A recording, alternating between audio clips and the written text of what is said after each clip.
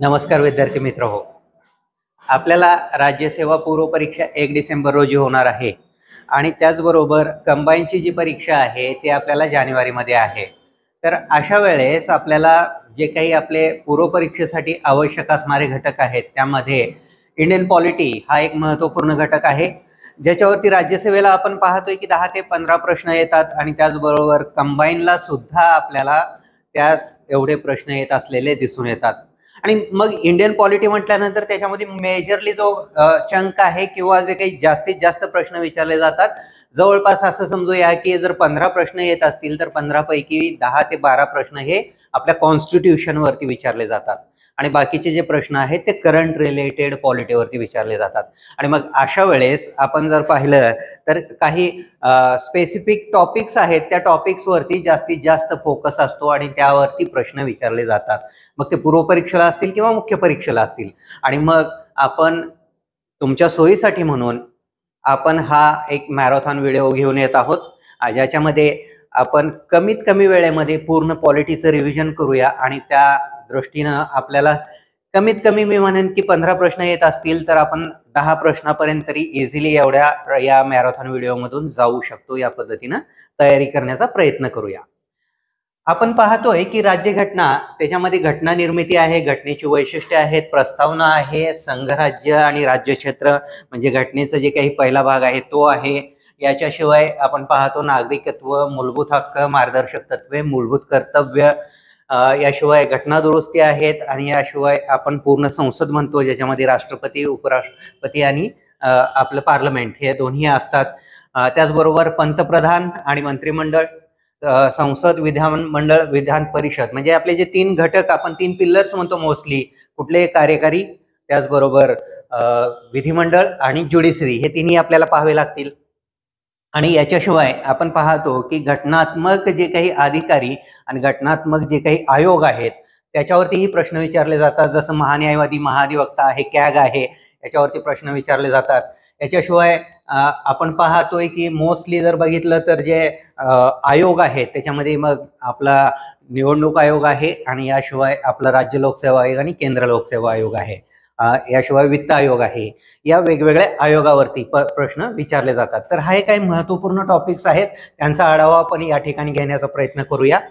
त्यामध्ये सुरुवात जर बघायची असेल तर आपल्याला दिसून येते की आपल्याला घटना निर्मिती जी आहे ती घटना निर्मिती आपल्याला एका दिवसात झालेली नाही आहे. आपण तरी त्याचे डेट्स आपल्याला वाचतोच. आपण पाहतो की जी घटना निर्मिती आहे ती घटना निर्मिती होण्यासाठी साधारणतः 2 वर्ष 11 महिने आणि 18 दिवस किंवा 17 दिवस, काही पुस्तकामध्ये 17 असेल, काही पुस्तकामध्ये 18 असेल, तर ते मान्य करतो. परंतु ही एका दिवसामध्ये किंवा 2 वर्षामध्ये 11 महिन्यामध्ये तयार झालेली घटना नाही आहे, तर त्याचा मागोवा कुठंतरी आपल्याला ब्रिटिश काळामध्ये जातोय. त्याच्याशिवायही आपण जर बघितलं तर काही टॉपिक्स असे आहेत, काही भाग जे असे आहेत, जसं मार्गदर्शक तत्वांचा भाग आहे, याच्यावरती भारतीय संस्कृतीचाही प्रभाव असल्याचा आपल्याला पाहायला मिळतो. तर या अनुषंगानं घटना निर्मिती ही काही एका दिवसात झालेली नाहीये. त्याच्यामध्ये पाठीमागे आपण जर बघितलं तर पार्लमेंटरी डेमोक्रेसी आपण स्वीकारलेली आहे. संसदीय लोकशाहीच्या अनुषंगानं आपल्याला जो लिगसी लाभलेली आहे ती लिगसी आहे ती कुठली, तर ती आहे ब्रिटिश राजची. आणि मग ब्रिटिश राजच्या लिगसीचा विचार करायला गेला तर आपल्याला 2 पद्धतीनं या ठिकाणी पूर्ण ब्रिटिशांचं राज्य 190 वर्षामध्ये विभागलेलं आपल्याला पाहायला मिळतं. एक आहे 1757 ते 1857चा जो कंपनी राजवटीचा कालखंड आहे आणि दुसरा जो कालखंड आहे तो ब्रिटिश पार्लमेंटचा, म्हणजे तिथल्या कायदेशीर संसदेचं सार्वभौमत्व भारतावरती होतं. आणि त्या दृष्टिकोनातून आपण पाहतो की ब्रिटिश कालखंड ही 2 विभागामध्ये विभागली जाते, 2 भागामध्ये विभागली जाते. पहिला भाग आपण कंपनी राजवट म्हणतो आणि दुसरा जो आहे, या दुसऱ्यालाच आपण एका प्रकारे इनडायरेक्टली किंवा डायरेक्टली आपण पाहतो राष्ट्रीय चळवळ ही म्हणूनही पाहतो. तर या दृष्टिकोनातून हे 2 आपल्याला पार्ट दिसून येतात. त्यातील पहिला जो कंपनीचा राजवटीचा कालखंड आहे तो कंपनीचा जो कालखंड आहे त्याच्यामध्ये रेग्युलेटिंग ऍक्ट जो आहे 1773चा, त्या 1773च्या रेग्युलेटिंग ऍक्ट पासून भारतीय राज्यघटनेचा जो पायारंभ आहे किंवा कायदेमंडळ जे आहे तर ते अनुषंगानं आपल्याला सुरुवात झाल्याचं पाहायला मिळतं. थोडक्यात काय, कायद्याचं राज्य म्हणतो आपण, तर ते कायद्याचं राज्याची सुरुवात जी आहे या रेग्युलेटिंग ऍक्ट 1773 पासून झाल्याचं पाहायला मिळतं. या ऍक्टनं कंपनीच्या कारभाराला नियंत्रित करण्यासाठी म्हणून हा कायदा आणलेला होता, ज्याच्यामध्ये आतापर्यंत जे बंगाल म्हणजे कोलकाता प्रेसिडेन्सी आहे, मुंबई प्रेसिडेन्सी आहे आणि मद्रास प्रेसिडेन्सी आहे, तिन्हीचा कारभार वेगवेगळा असायचा. त्याच्यावरती कंट्रोल आणण्यासाठी म्हणून, एकत्रीकरणासाठी म्हणून आपल्याला पाहायला मिळतं गव्हर्नर जनरल ऑफ बेंगॉल हे पद निर्माण करण्यात आलं रेग्युलेटिंग ऍक्ट नुसार. याच ठिकाणी पहिल्यांदा सुप्रीम कोर्टची ही स्थापना करण्यात आल्याचं पाहायला मिळतं. सुप्रीम कोर्ट ही आताच्या सारखं सुप्रीम कोर्ट नव्हतं, ते फक्त कंपनीच्या अनुषंगानं तयार झालेलं सुप्रीम कोर्ट होतं त्या काळामधलं. आणि याच्याशिवाय आपण पाहतो की संचालक मंडळ गव्हर्नर जनरल इन काउन्सिल असं म्हटलं जातं, तर ते एक आपल्याला निर्माण केल्याचं पाहायला मिळतं. महसूल बोर्ड जो आहे ते निर्माण केल्याचं आपल्याला पाहायला मिळतं. आणि याच्याशिवाय सैनिक आणि नागरी दोन्हीमध्येही गव्हर्नर जनरल हा मोस्टली कमांडंट म्हणजे मुख्य असल्याचं आपल्याला पाहायला मिळतं या कायद्यानुसार. नावातच आहे रेग्युलेटिंग, तर त्या दृष्टिकोनातून कंपनीचं राज रेग्युलेट करण्यासाठी हा कायदा करण्यात आल्याचं आपल्याला पाहायला मिळतं. बाकी जो काही हिस्ट्रीचा पार्ट आहे याच्यामध्ये कोण कसं काय नाही, हा काही आपला पॉलिटीचा पॉइंट असल्यामुळे याच्यामध्ये इन डीपली जायची गरज नाही आहे फारशी. दुसरं आहे या ठिकाणी आपण पाहतो 1781 आपल्याला या ठिकाणी जो पुन्हा कायदा करण्यात आला, त्याच्यामध्ये आपण पाहतो की हा एक प्रकारे संशोधनात्मक कायदा म्हणू शकतो आपण. याच्यामध्ये फक्त चेंजेस करण्याचा प्रयत्न केला गेलेला होता आणि त्या दृष्टिकोनातून गव्हर्नर जनरल आणि सुप्रीम कोर्ट यांची संमती काढून टाकण्यात आली.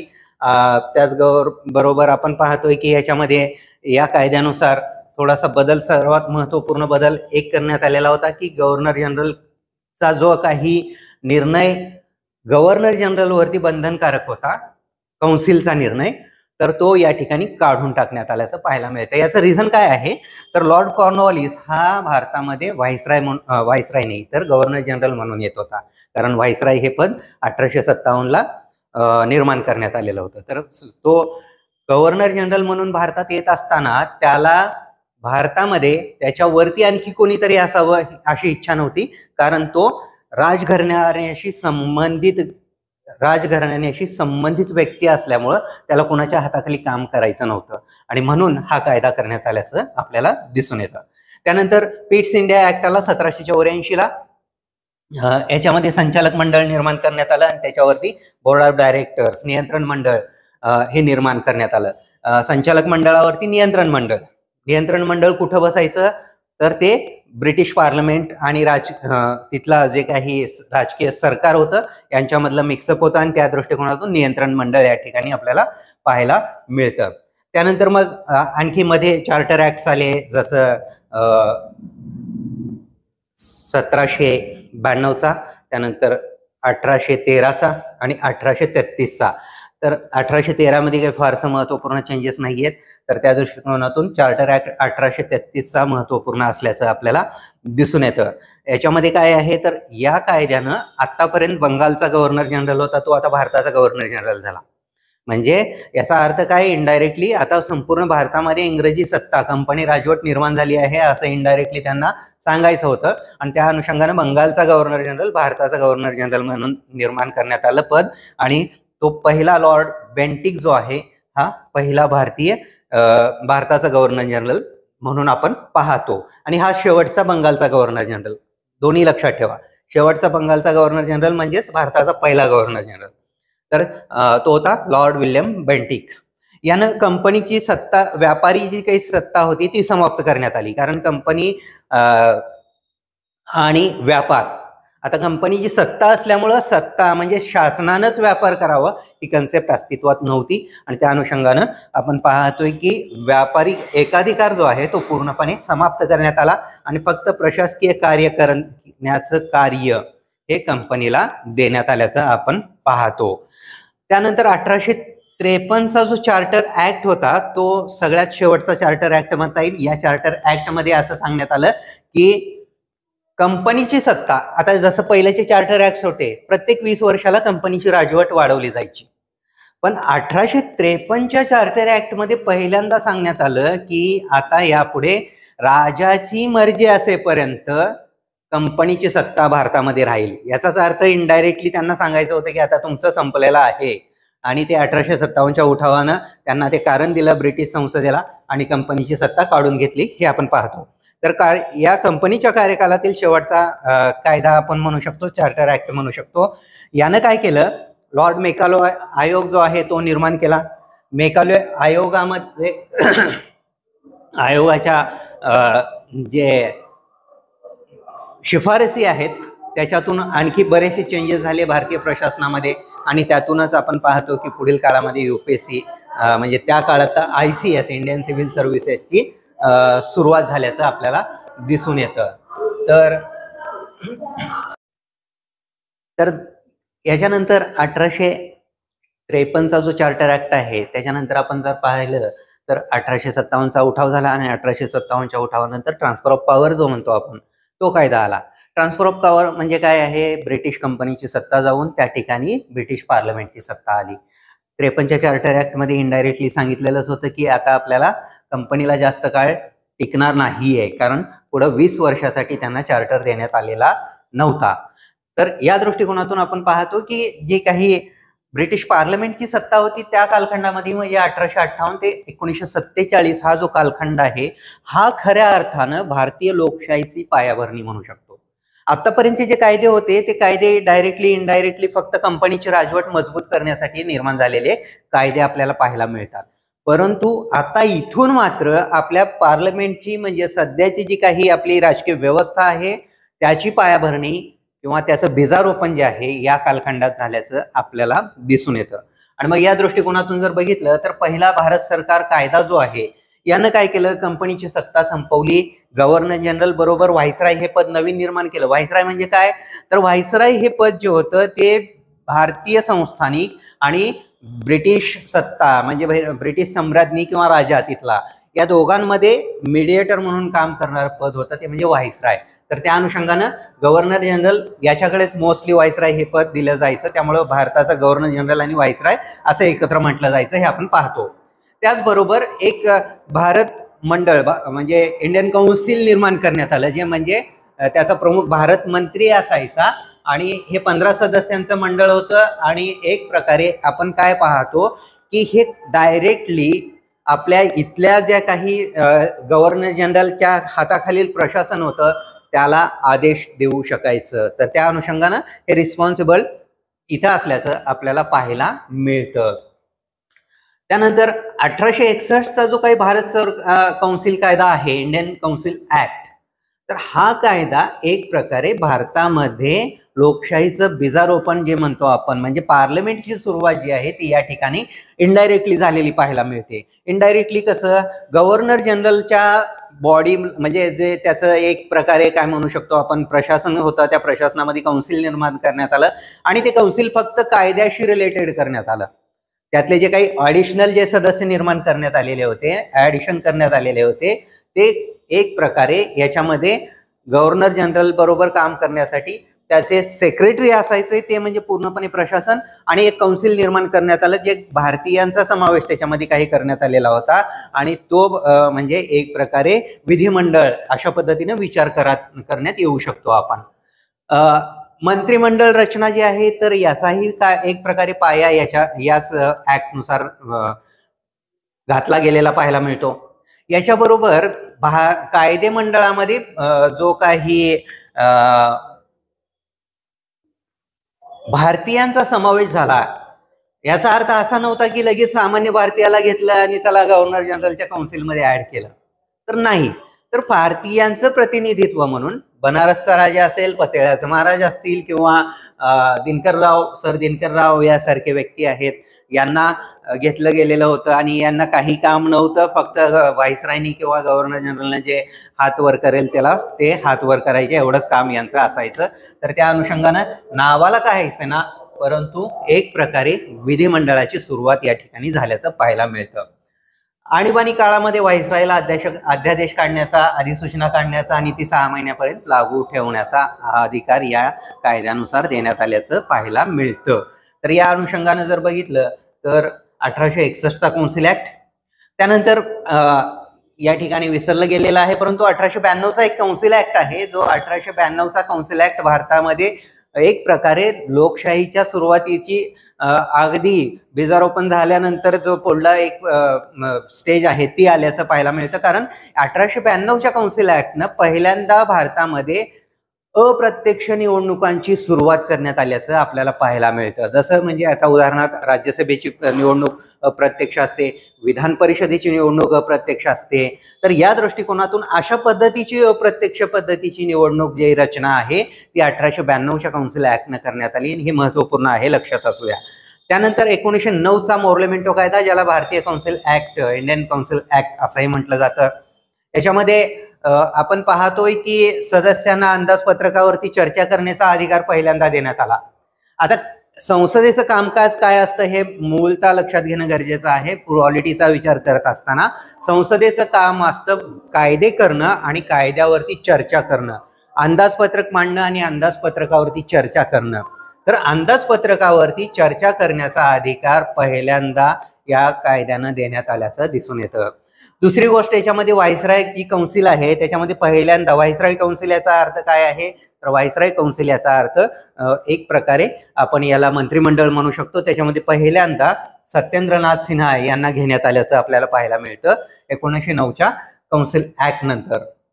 आणि याच कायद्यानं भारतामध्ये जे फोडा आणि राज्य करा ही नीती जे निर्माण करण्यात आलेली आहे, तर त्या फोडा आणि राजकरा नीतीचा जो काही सुरुवात आहे ती या 1909च्या मोर्लेमेंटो कायद्यानं झाली. मुस्लिमांसाठी स्वतंत्र मतदारसंघाची रचना करण्यात आल्याचं आपल्याला पाहायला मिळतं या ठिकाणी.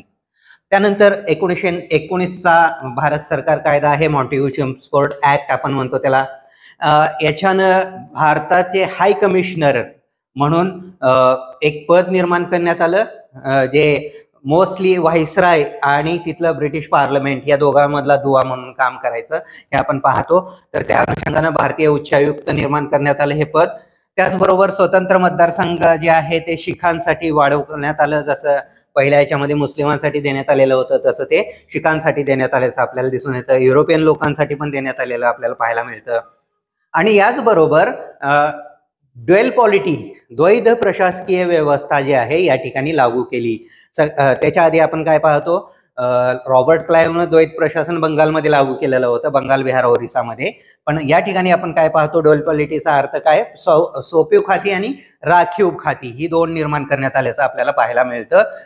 ही दुहेरी शासन व्यवस्था, डायरची असं आपण याला म्हणतो, जे की केंद्र आणि राज्य दोन्ही स्तरावरती लागू करण्याचं नियोजन होतं, परंतु फक्त ही प्रांतीय स्तरावरती लागू झाली आणि केंद्रीय स्तरावरती ही लागू होऊ शकली नाही. तर या अनुषंगानं आपण पाहतो की 1919चा मॉन्टेग्यू चेम्सफोर्ड कायदा. त्यानंतर मग 1926ला लोकसेवा आयोगाची स्थापना झाली. आणि सगळ्यात महत्वपूर्ण, आत्ताच्या भारतीय राज्यघटनेचा आधार म्हणजे आत्ताच्या राज्यघटनेमध्ये 2/3 जर कायदे असतील तर ते कमी अधिक प्रमाणामध्ये त्याच्यामध्ये चेंजेस करून भारतीय परंपरा, भारतीय लोकांची मानसिकता, भारतीय संस्कृती या सगळ्यांचा विचार करून जे चेंजेस केले आणि त्यानुसार ते स्वीकारले, तर त्याचा आधार जो आहे तो 1935चा कायदा, 1935चा भारत सरकार कायदा हे आपण पाहतो. तर या अनुषंगानं इंडियन गव्हर्नमेंट ऍक्ट या ठिकाणी पाहतो. या कायद्यानं काय केलं, तर या कायद्यानं एक प्रकारे प्रांतांना स्वायत्तता दिली आणि केंद्रामध्ये जे प्रांतामध्ये पूर्वी लागू होती तशी दुहेरी राज्य पद्धती डायरची आणण्याचा प्रयत्न या ठिकाणी झाल्याचं आपण पाहतो. पण केंद्रामध्ये ही डायरची लागू कधीच झाली नाही, कारण पुढल्या ज्या घटनाक्रम आहे तो खूप वेगळा चालत गेला. 35च्या नंतर 37ला निवडणुका झाल्या, 39ला महायुद्ध सुरू झालं आणि आपण एक प्रकारे स्वातंत्र्याकडे वाटचाल केली. आणि या सगळ्या गदारोळामध्ये हे दुहेरी शासन पद्धती केंद्रामध्ये कधीच लागू झाली नाही हे आपण पाहतो.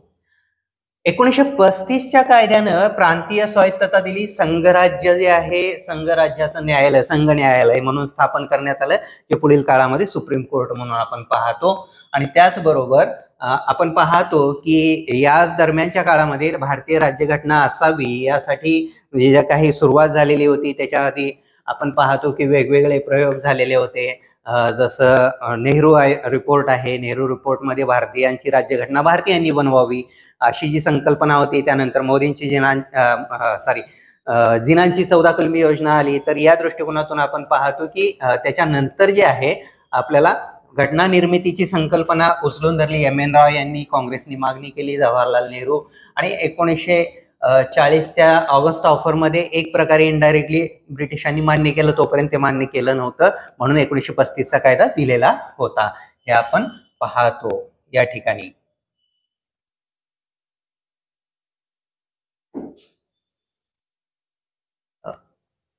त्यानंतर क्रिप्स मिशन आलं. क्रिप्स मिशन आपण नाकारलं, कारण घटना निर्मिती आपण करणार होतो, परंतु जे काही युद्ध आहे ते संपल्यानंतर म्हणून. आणि त्यानंतर मग कॅबिनेट मिशन आलं. मग कॅबिनेट मिशन जे आहे, ही कॅबिनेट मिशन पहिल्यांदा भारतीयांच्या मागणीकडे सकारात्मक विचार करतं. ते म्हणजे काय, भारतीयांची घटना भारतीयांनी बनवावी. आणि या दृष्टिकोनातून घटना समितीच्या निवडणुका झाल्या, आणि त्या घटना समितींच्या निवडणुकानंतर घटना समितीची स्थापना झाली. आणि त्यानंतर आपण पाहतो घटना समितीची स्थापना झाल्यानंतर पहिली बैठक झाली डिसेंबर 1946.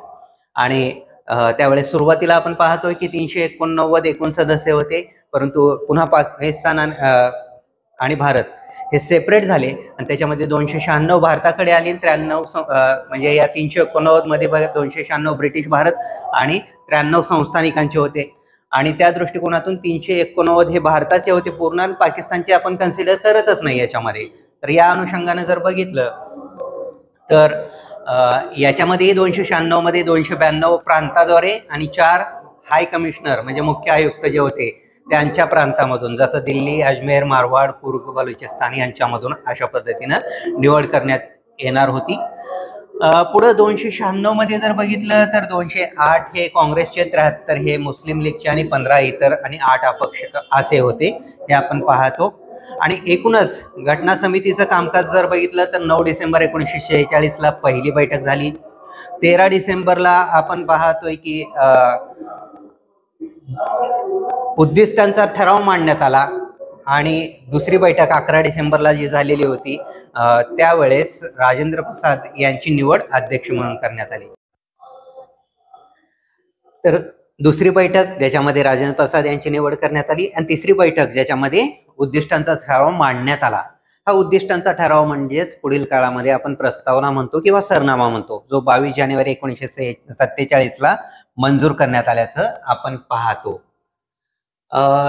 त्यानंतर जर बघितलं तर याच्यामध्ये घटना समितीमध्ये स्वातंत्र्यानंतर काय बदल झालेले आहे आपल्याला पाहायला मिळतात. तर स्वातंत्र्यानंतर आपण पाहतो याबद्दल एक मतभेद असतो की घटना समिती ही सार्वभौम आहे का नाही. पण कामकाज जरी त्यावेळेस सुरू झालेलं असलं तरी पण नंतर ज्यावेळेस स्वातंत्र्य झालं त्यावेळेस ऑटोमॅटिक ती सार्वभौम झाली. तर हा काही मुद्दा गैरलागू ठरतो हे आपण पाहतो आपण.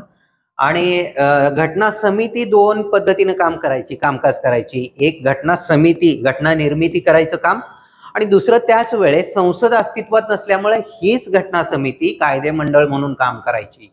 आणि ज्यावेळेस ती कायदेमंडळ म्हणून काम करायची त्यावेळेस त्याचं अध्यक्षपद जे आहे ग.वा. माळवणकर भूषवत असत.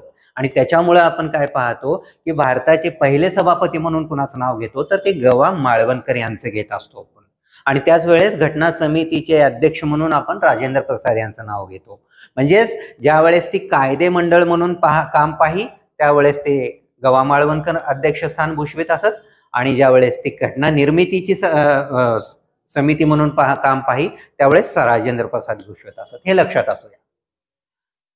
घटना समितीचं जर कार्य बघितलं तर आपल्याला दिसून येतं की 22 जुलै 1947ला यांनी राष्ट्रध्वज जो आहे ते स्वीकारला, कारण आता स्वातंत्र्यापर्यंत आपण चाललेलो होतो आणि त्या अनुषंगाने आपल्याला राष्ट्रध्वजाची गरज होतीच. आणि त्याचबरोबर आपण पाहतो की ही घटना समिती जी आहे 24 जानेवारी 1950ला आपण पाहतोय की राष्ट्रगीत राष्ट्रगान हे स्वीकारण्यात आलं. पहिले राष्ट्रपती आपण 26 जानेवारीला ही घटना लागू केली आणि त्यामुळे आपण गणराज्य म्हणून याच्याकडे जातो, वाटचाल करतो. तर ही घटना समितीचं कार्य आहे 2 वर्ष 11 महिने 18 दिवस पूर्ण झालं. 11 सत्र त्यांनी काम केलं. 11 सत्र म्हणजे 11 बैठका 11 वेळेस त्यांनी काम केलेलं दिसून येतं आपल्याला. याच्यावरती त्या काळामध्ये 64 लाख रुपये खर्च झालेला होता आणि 60 देशांच्या घटनांचा या ठिकाणी विचार केलेला दिसून येतं एकूण आपल्याला. एकूण 114 दिवस जे आहे ते खऱ्या अर्थानं त्याच्यावरती विचार विनिमय झाला, त्याच्यावरती चर्चा झाली आणि त्यातून ही घटना आपण स्वीकारल्याचं पाहायला मिळतं. घटना समितीच्या जर आपण ज्या काही वेगवेगळ्या समित्या होत्या त्याच्यामध्ये बघितलं तर संघराज्याशी रिलेटेड समिती नेहरू त्याच्या मुख्य होते. संघराज्याची राज्यघटना नेहरू, तसं प्रांतीय राज्यघटना जी आहे त्याची पटेल त्याचे मुख्य असल्याचं आपल्याला पाहायला मिळतं. अल्पसंख्याक समिती जे H.C. मुखर्जी, फंडामेंटल राईट्स मूलभूत हक्कांची समिती जे बी कृपलानी, आदिवासींची गोपीनाथ बारडोलोई यांच्या अध्यक्षतेखाली असेल.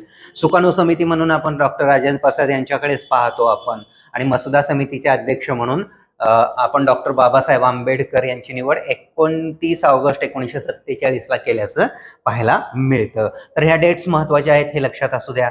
यातले इतर जे सदस्य आहेत के एम मुंशी आहेत, सईद अहमद सादुल्ला आहेत, गोपालस्वामी अय्यंगार आहेत, आल्हादी कृष्णस्वामी अय्यर आहेत, एन माधवराव आहेत, एन माधवराव नंतर पुन्हा BL मित्तर आणि त्यानंतर TT कृष्णमाचारी हे DP खेतानी यांच्या जागी आल्याचं आपल्याला पाहायला मिळतं या मसुदा समितीमध्ये.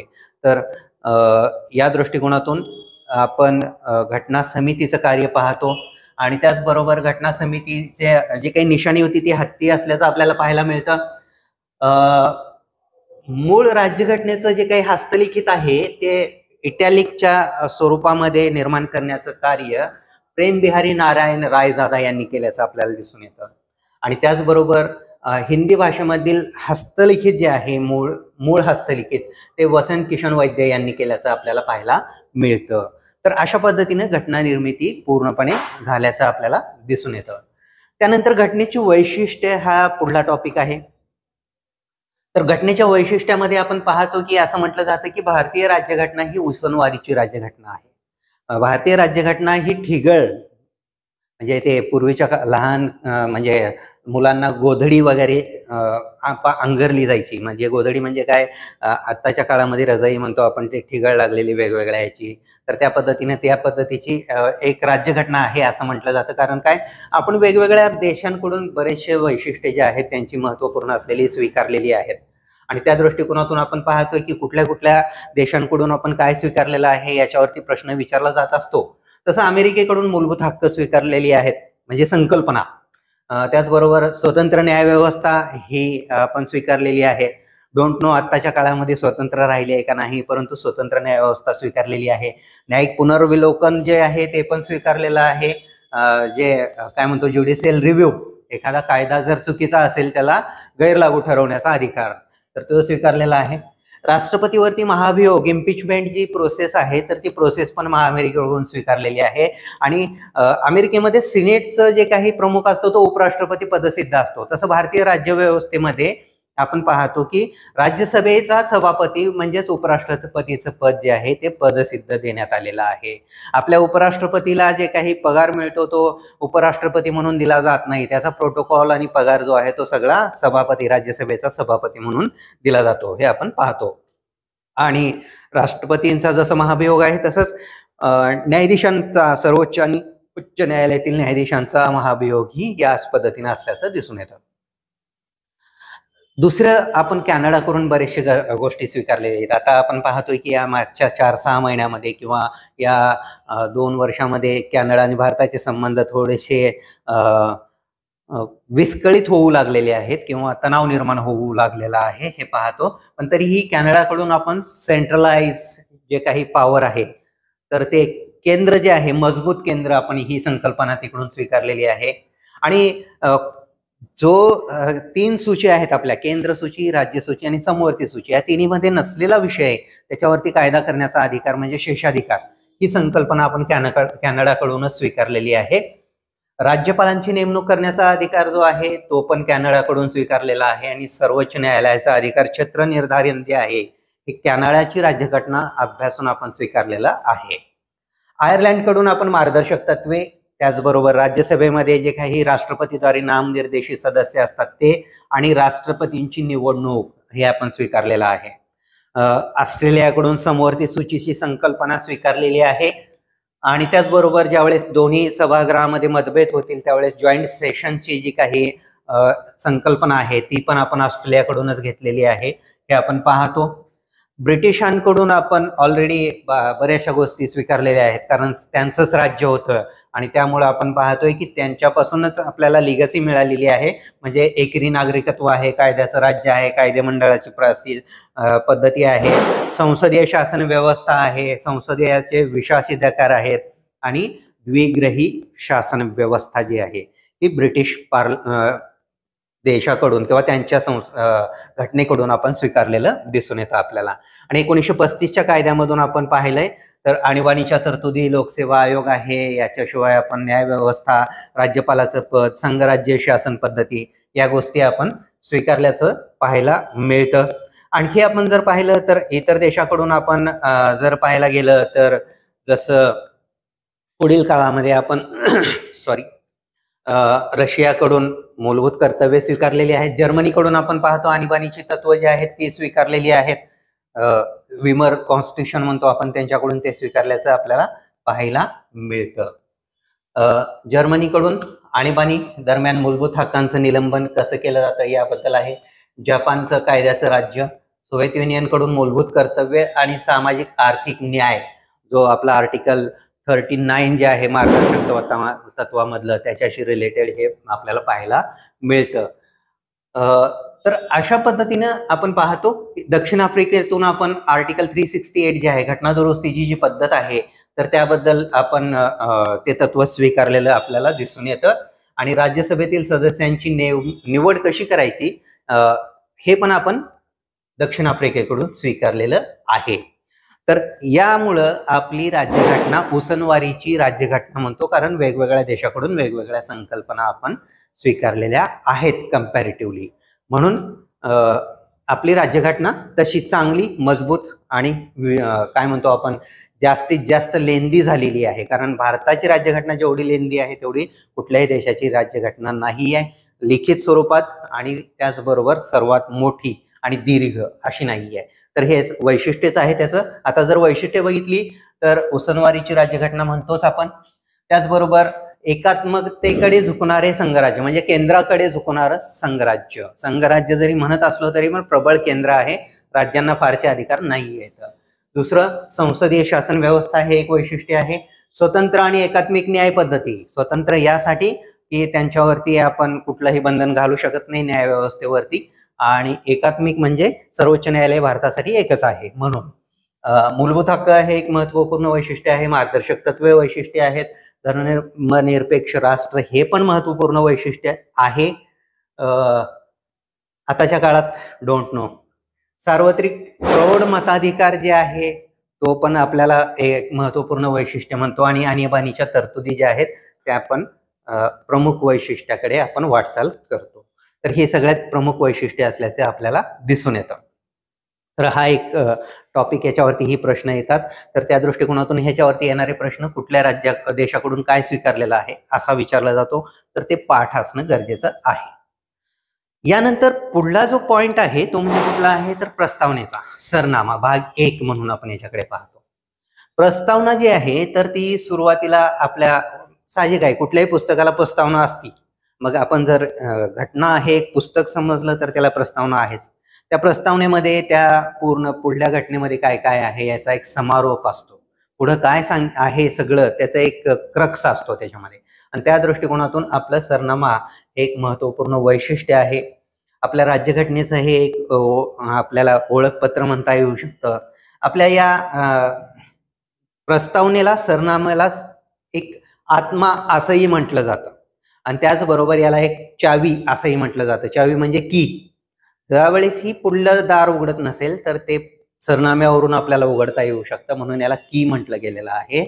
आणि आत्मा याच्यासाठी म्हटलं गेलेलं आहे की सरनामा जर काढला तर आपल्या राज्यघटनेमध्ये काहीही राहणार नाही. कारण मूळ जे आहे, काय करायचं, योग्य आणि अयोग्य हे सांगण्याचं काम सरनामा करतो, मार्गदर्शन करण्याचं काम सरनामा करतो. आणि म्हणून आपण याला आत्मा म्हणतो. जर आत्मा मेला तर माणूस हा एक प्रकारे काय म्हणतो इथिकलेस वागतो. आणि मग इथिकलेस घटना होऊ नये म्हणून हा सरनामा महत्वपूर्ण आहे. तर सरनामा हेच प्रस्तावना म्हणून सादर केलेलं होतं नेहरूंनी आणि त्यालाच उद्दिष्टांचा ठराव ऑब्जेक्टिव्ह रेझोल्युशन म्हटलं आणि तेच आपण स्वीकारलं ॲज इट इज. याच्यामध्ये एक वेळेसच दुरुस्ती करण्यात आलेली होती 42वी घटना दुरुस्ती, ज्याच्यामध्ये समाजवादी आणि धर्मनिरपेक्ष आणि एकात्मता हे 3 शब्द ऍड करण्यात आलेले आपल्याला पाहायला मिळतात. प्रस्तावनेबाबत ज्या केसेस आहेत तर त्याच्यामध्ये मोस्टली प्रस्तावनेबद्दलच्या केसेस एक बेरुबारी आणि युनियन वर्सेस युनियन ही केस आहे 1960ला, ज्याच्यामध्ये घटनेचा हा भाग आहे का नाही सरनामा हा एक मुद्दा होता, तर याच्यामध्ये घटनेचा भाग नाही हे सांगितलं. केशवानंद भारती केसमध्ये राज्यघटनेचा सरनामा हा भाग आहे असं सांगितलं आणि त्याचबरोबर LIC ऑफ इंडिया याच्यामध्ये ह्या भाग आहेच आहे पण अविभाज्य भाग आहे, कारण सरनामा काढला तर काहीच राहणार नाही असा याचा अर्थ उरतो. तो LIC ऑफ इंडिया 1995ची ही केस आहे. तर ह्या तिन्ही केसेस लक्षात असू द्या आणि सरनाम्यामध्ये महत्वपूर्ण असे जे काही शब्द आहेत तर ते शब्दही लक्षात असू द्या. याच्यामध्ये जर बघितलं तर सरनाम्यामध्ये आपल्याला महत्वपूर्ण शब्द हे दिसून येतात. सार्वभौम समाजवादी धर्मनिरपेक्ष लोकशाही गणराज्य, सार्वभौम समाजवादी लोकशाही गणराज्य. तर 3SDR लक्षात असू द्या त्याला. 3SDR म्हणजे Soviet socialist secular democratic republic, 3SDR. आणि त्यानंतर मग बाकीचे जे काही शब्द आहेत न्याय, स्वातंत्र्य, समता आणि बंधुता. तर न्याय कसा असावा, स्वातंत्र्य कसं असावं, कशाचं आहे, समता कशी असायला पाहिजे आणि बंधुता कशी असायला पाहिजे, या दृष्टिकोनातून हे शब्द आपल्याला विचारले जातात आणि सरनाम्यामधून समजतं की आपण काय आहोत, कसे आहोत. आणि सरनाम्यामध्येच हे 4 शब्द जे आता विचारले आपण, न्याय, स्वातंत्र्य, समता, बंधुता, आपण कसं असलं पाहिजे हा सांगण्याचा प्रयत्न सरनाम्यात झालेला दिसून येतो. त्यानंतर भाग 1 कलम 1 ते 4 ज्याच्यामध्ये संघराज्य आणि त्याचं क्षेत्र जे आहे याचं डेफिनेशन केल्याचं आपल्याला पाहायला मिळतं. कलम 1 संघराज्याचं नाव Bharat, that is India. Bharat आधीपासून आहे, भारत आत्ता नाव घेतलेलं नाहीये, तर भारत दॅट इज इंडिया. आणि त्याचबरोबर त्याचं राज्य क्षेत्र म्हणजे त्याचं जे काही सीमा आहेत तर त्या सीमा.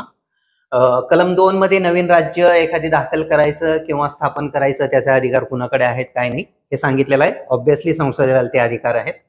कलम 3 नवीन राज्याची निर्मिती, त्याचं राज्य क्षेत्र, त्याचं सीमा, त्याच्या नावात बदल हे सगळं करण्याचा अधिकार याबद्दल सांगितलं गेलेलं आहे आणि ते पण संसदेकडेच आहे. राष्ट्रपतींच्या शिफारसीवरून केलं जात असतं मोस्टली. आणि कलम 4 जे आहे त्याच्यामध्ये 2 आणि 3 अंतर्गत बदल करण्यात येतील आणि ते आर्टिकल 368 अंतर्गत येणार नाहीत. म्हणजे नवीन राज्य निर्मिती करायची असेल तर घटना दुरुस्ती म्हणता येणार नाही हा त्याचा अर्थ आहे सरळ. नवीन राज्य निर्मिती ही साध्या बहुमतानं करता येऊ शकते. ठीक आहे, तर साध्या बहुमतानं होत असल्यामुळे ती घटना दुरुस्ती नाहीये. तर कारण 368 म्हणजे विशेष बहुमत, घटना दुरुस्ती असा त्याचा अर्थ झाला. ठीक आहे, तर त्या दृष्टिकोनातून आपण पाहतो की हा अधिकार संसदेला देण्यात आलेला आहे आणि या दृष्टिकोनातून 9वी घटना दुरुस्ती झालेली आपल्याला पाहायला मिळते. कारण भारत आणि पाकिस्तान यांच्यामधले काही प्रदेश जे आहेत ते देवाणघेवाण आपल्याला पाहायला मिळते. भारतीय संघराज्याचे 4 प्रकारात वर्णन आपल्याला दिसून येतं. ABCD हे सुरुवातीला, तर ABCD अशा पद्धतीनं त्याचं विभागणी करण्यात आलेली होती. पुन्हा त्याचा चेंजेस केल्या आणि आता आपण इथपर्यंत पोहोचलेलो आहोत हे पाहतोय. राज्य पुनर्रचना आयोग जो आहे तो पहिल्यांदा स्थापन झालेला होता स्वातंत्र्या आधी आणि नंतर पुन्हा एकदा स्थापन झाला फजल अली आयोग आणि त्यांनी पहिल्यांदा भारताची पुनर्रचना भाषावार प्रांतरचना म्हणून करा असं सांगितलं. त्याच्या आधी जो आहे तो SK धर आयोग होता, त्यानंतर JVP समिती होती आणि त्यानंतर फजल अली आयोग होता. तर हे 3 महत्वपूर्ण राज्य पुनर्रचनेसाठी नेमलेले आयोग लक्षात असू द्या. SK धर आयोग जो होता तो स्वातंत्र्याच्या आसपास आपल्याला दिसून येतो. JVP समिती यांनी भाषावार प्रांतरचना नाकारली आणि फजल अली आयोगानं भाषावार प्रांतरचना मान्य केली. जरी भाषावार प्रांतरचना आपण त्यावेळेस मान्य केली असली तरी पण भाषावार प्रांतरचनेला तिलांजली पण आपण त्याच राज्यापासून दिली. म्हणजे एक वर्तुळ जे आहे आंध्र प्रदेश पासून सुरू झालं आणि आंध्र प्रदेश पाशीच येऊन संपलं. तसं तर पहिलं भाषावर प्रांत रचना झालेलं राज्य आंध्र प्रदेश आणि त्याच आंध्र प्रदेशमधून विभागणी होऊन तेलंगणा राज्य निर्मिती झाल्याचं पाहतो आपण. म्हणजेच वर्तुळ संपलं असं म्हणू शकतो आपण. राज्य पुनर्रचना कायदा 1955चा जो आहे तो 1 नोव्हेंबर 1956ला लागू झाला आणि त्यावेळेस 14 राज्य निर्माण करण्यात आली. राज्यांची जी काही संख्या आहे ती वेळोवेळी चेंजेस झालेले आहेत. घटना दुरुस्त्यानुसार आपण ते पाहतोय कसे कसे झालेले आहेत. ते पाठ असणं गरजेचं आहे, ते लक्षात असू द्या. 6 केंद्रशासित प्रदेश आणि 14 राज्य असं होतं. 56 नंतर आपण जर पाहिलं तर त्या कायद्यानंतर निर्माण झालेली राज्य महाराष्ट्र आणि गुजरात, 61ला दादरा नगर हवेली, 62ला गोवा दीव दमन, 63ला नागालँड, 66ला हरियाणा आणि चंदीगड, 70ला हिमाचल प्रदेश आणि 72ला मणिपूर, त्रिपुरा, मेघालय हे आपल्याला पाहायला मिळतात. त्यानंतर 75ला सिक्कीम जे 35वी घटना दुरुस्ती करण्यात आली त्याच्यामध्ये सहभागी राज्य म्हणून दर्जा देण्यात आलेला त्याला हे आपण पाहतो आणि नंतर त्याला पुन्हा एकदा पूर्ण राज्य म्हणून स्वीकारलं गेल्याचं दिसून येतं आपल्याला. त्यानंतर 86ला मिझोरम व अरुणाचल प्रदेश, 87ला गोवा झाला, 2000 साली 3 राज्य निर्माण झाली, छत्तीसगड, उत्तराखंड आणि झारखंड आणि 2014ला तेलंगणा हे आंध्र प्रदेशमधून फुटून वेगळं झालं. 2019ला जम्मू काश्मीर राज्यामधून त्याची विभागणी करून पुन्हा जम्मू काश्मीर आणि लडाख हे 2 केंद्रशासित प्रदेश निर्माण करण्यात आल्याचं दिसून येतं आपल्याला. तर अशा पद्धतीनं पूर्ण जे काही राज्य आहे त्यांची संख्या कशी आहे ते लक्षात येईलच आपल्याला. त्यानंतर दुसरा जो भाग आहे तो आहे नागरिकत्वाशी रिलेटेड. नागरिकत्व जे आहे ते भाग 2 मध्ये कलम 5 ते 11 मध्ये आहे आणि नागरिकत्व कायदा जो आहे तो आपल्याला या अनुषंगानं दिसून येतो. 1955चा जो नागरिकत्व कायदा आहे तो महत्वपूर्ण आहे. त्यानंतर चेंजेस त्यामध्ये होत गेलेले आहेत. कलम 5 मध्ये मूळतः नागरिकत्व म्हणजे आपल्याला जनरली जे आहे जन्मजात मिळतं तसं. कलम 6 मध्ये पाकिस्तानमधून स्थलांतरित झालेल्या लोकांसाठी. कलम 7 मध्ये जे काही स्थलांतर करून पाकिस्तानमध्ये गेलेले आहेत त्यांच्या नागरिकत्वाबद्दल सांगितलंय. कलम 8 मध्ये मूळतः भारतीय नागरिक असलेले परंतु भारताबाहेर वास्तव्य करणारे म्हणजे जसं PIO कार्ड वगैरे आहे, पर्सन ऑफ इंडियन ओरिजिन वगैरे तसल्या व्यक्तींसाठीच आहे. कलम 9 मध्ये कोणत्याही व्यक्तीने परदेशी नागरिकत्व सोडलं असेल आणि ती भारताची नागरिकत्व असणार नाही याबद्दलचं आहे. स्वीकारलं असेल तर म्हणजे ऑटोमॅटिक जे आहे ते नागरिकत्व आपलं निघून जातं दुसऱ्या देशाचं नागरिकत्व स्वीकारलं तर. कलम 10 मध्ये भारतीय नागरिक असणारे व्यक्ती संसदेने केलेल्या कायद्याचा तरतुदी विचारात घेऊन भारताचा नागरिक राहील याबद्दल सांगण्यात आलेलं आहे. आणि त्याचबरोबर कलम 11 मध्ये नागरिकत्व मिळवणं आणि गमावणं याच्याबद्दल त्या तरतुदी करण्याचा अधिकार संसदेला आहे हे सांगितलं आहे आणि त्याचा कायदा करण्याचा अधिकारही संसदेला दिलेला आहे. त्या अनुषंगाने 1955चा पहिला कायदा झाला भारतीय नागरिकत्व कायदा. भारतीय नागरिकत्व मिळवण्याचे आणि त्याचं ऱ्हास होण्याचे वेगवेगळे प्रकार आहेत. जसं जन्मानं मिळतं, वंशानं मिळतं, नोंदणी करून मिळतं म्हणजे दुसऱ्याला भारताचं नागरिकत्व घ्यायचं असेल तर. स्वीकृतीकृत आहे आणि छत्रविलिनीकरण म्हणजे एखादी देश जर जिंकला आपण तर तो भारतामध्ये ऑटोमॅटिक येतो आणि त्याला ऑटोमॅटिक नागरिकत्व मिळतं ते आहे. ऱ्हास का होतो तर नागरिकत्वाचा त्याग म्हणजे स्वतःहून सोडून जाणं. आजकाल मोठ्या प्रमाणात भारतीय नागरिक भारत देश सोडत आहेत. जो डाटा जर बघितला तर मागच्या 5-6 वर्षामध्ये मोठ्या प्रमाणात भारतीय नागरिक हे भारत देश सोडून दुसरीकडे स्थलांतरित होत आहेत.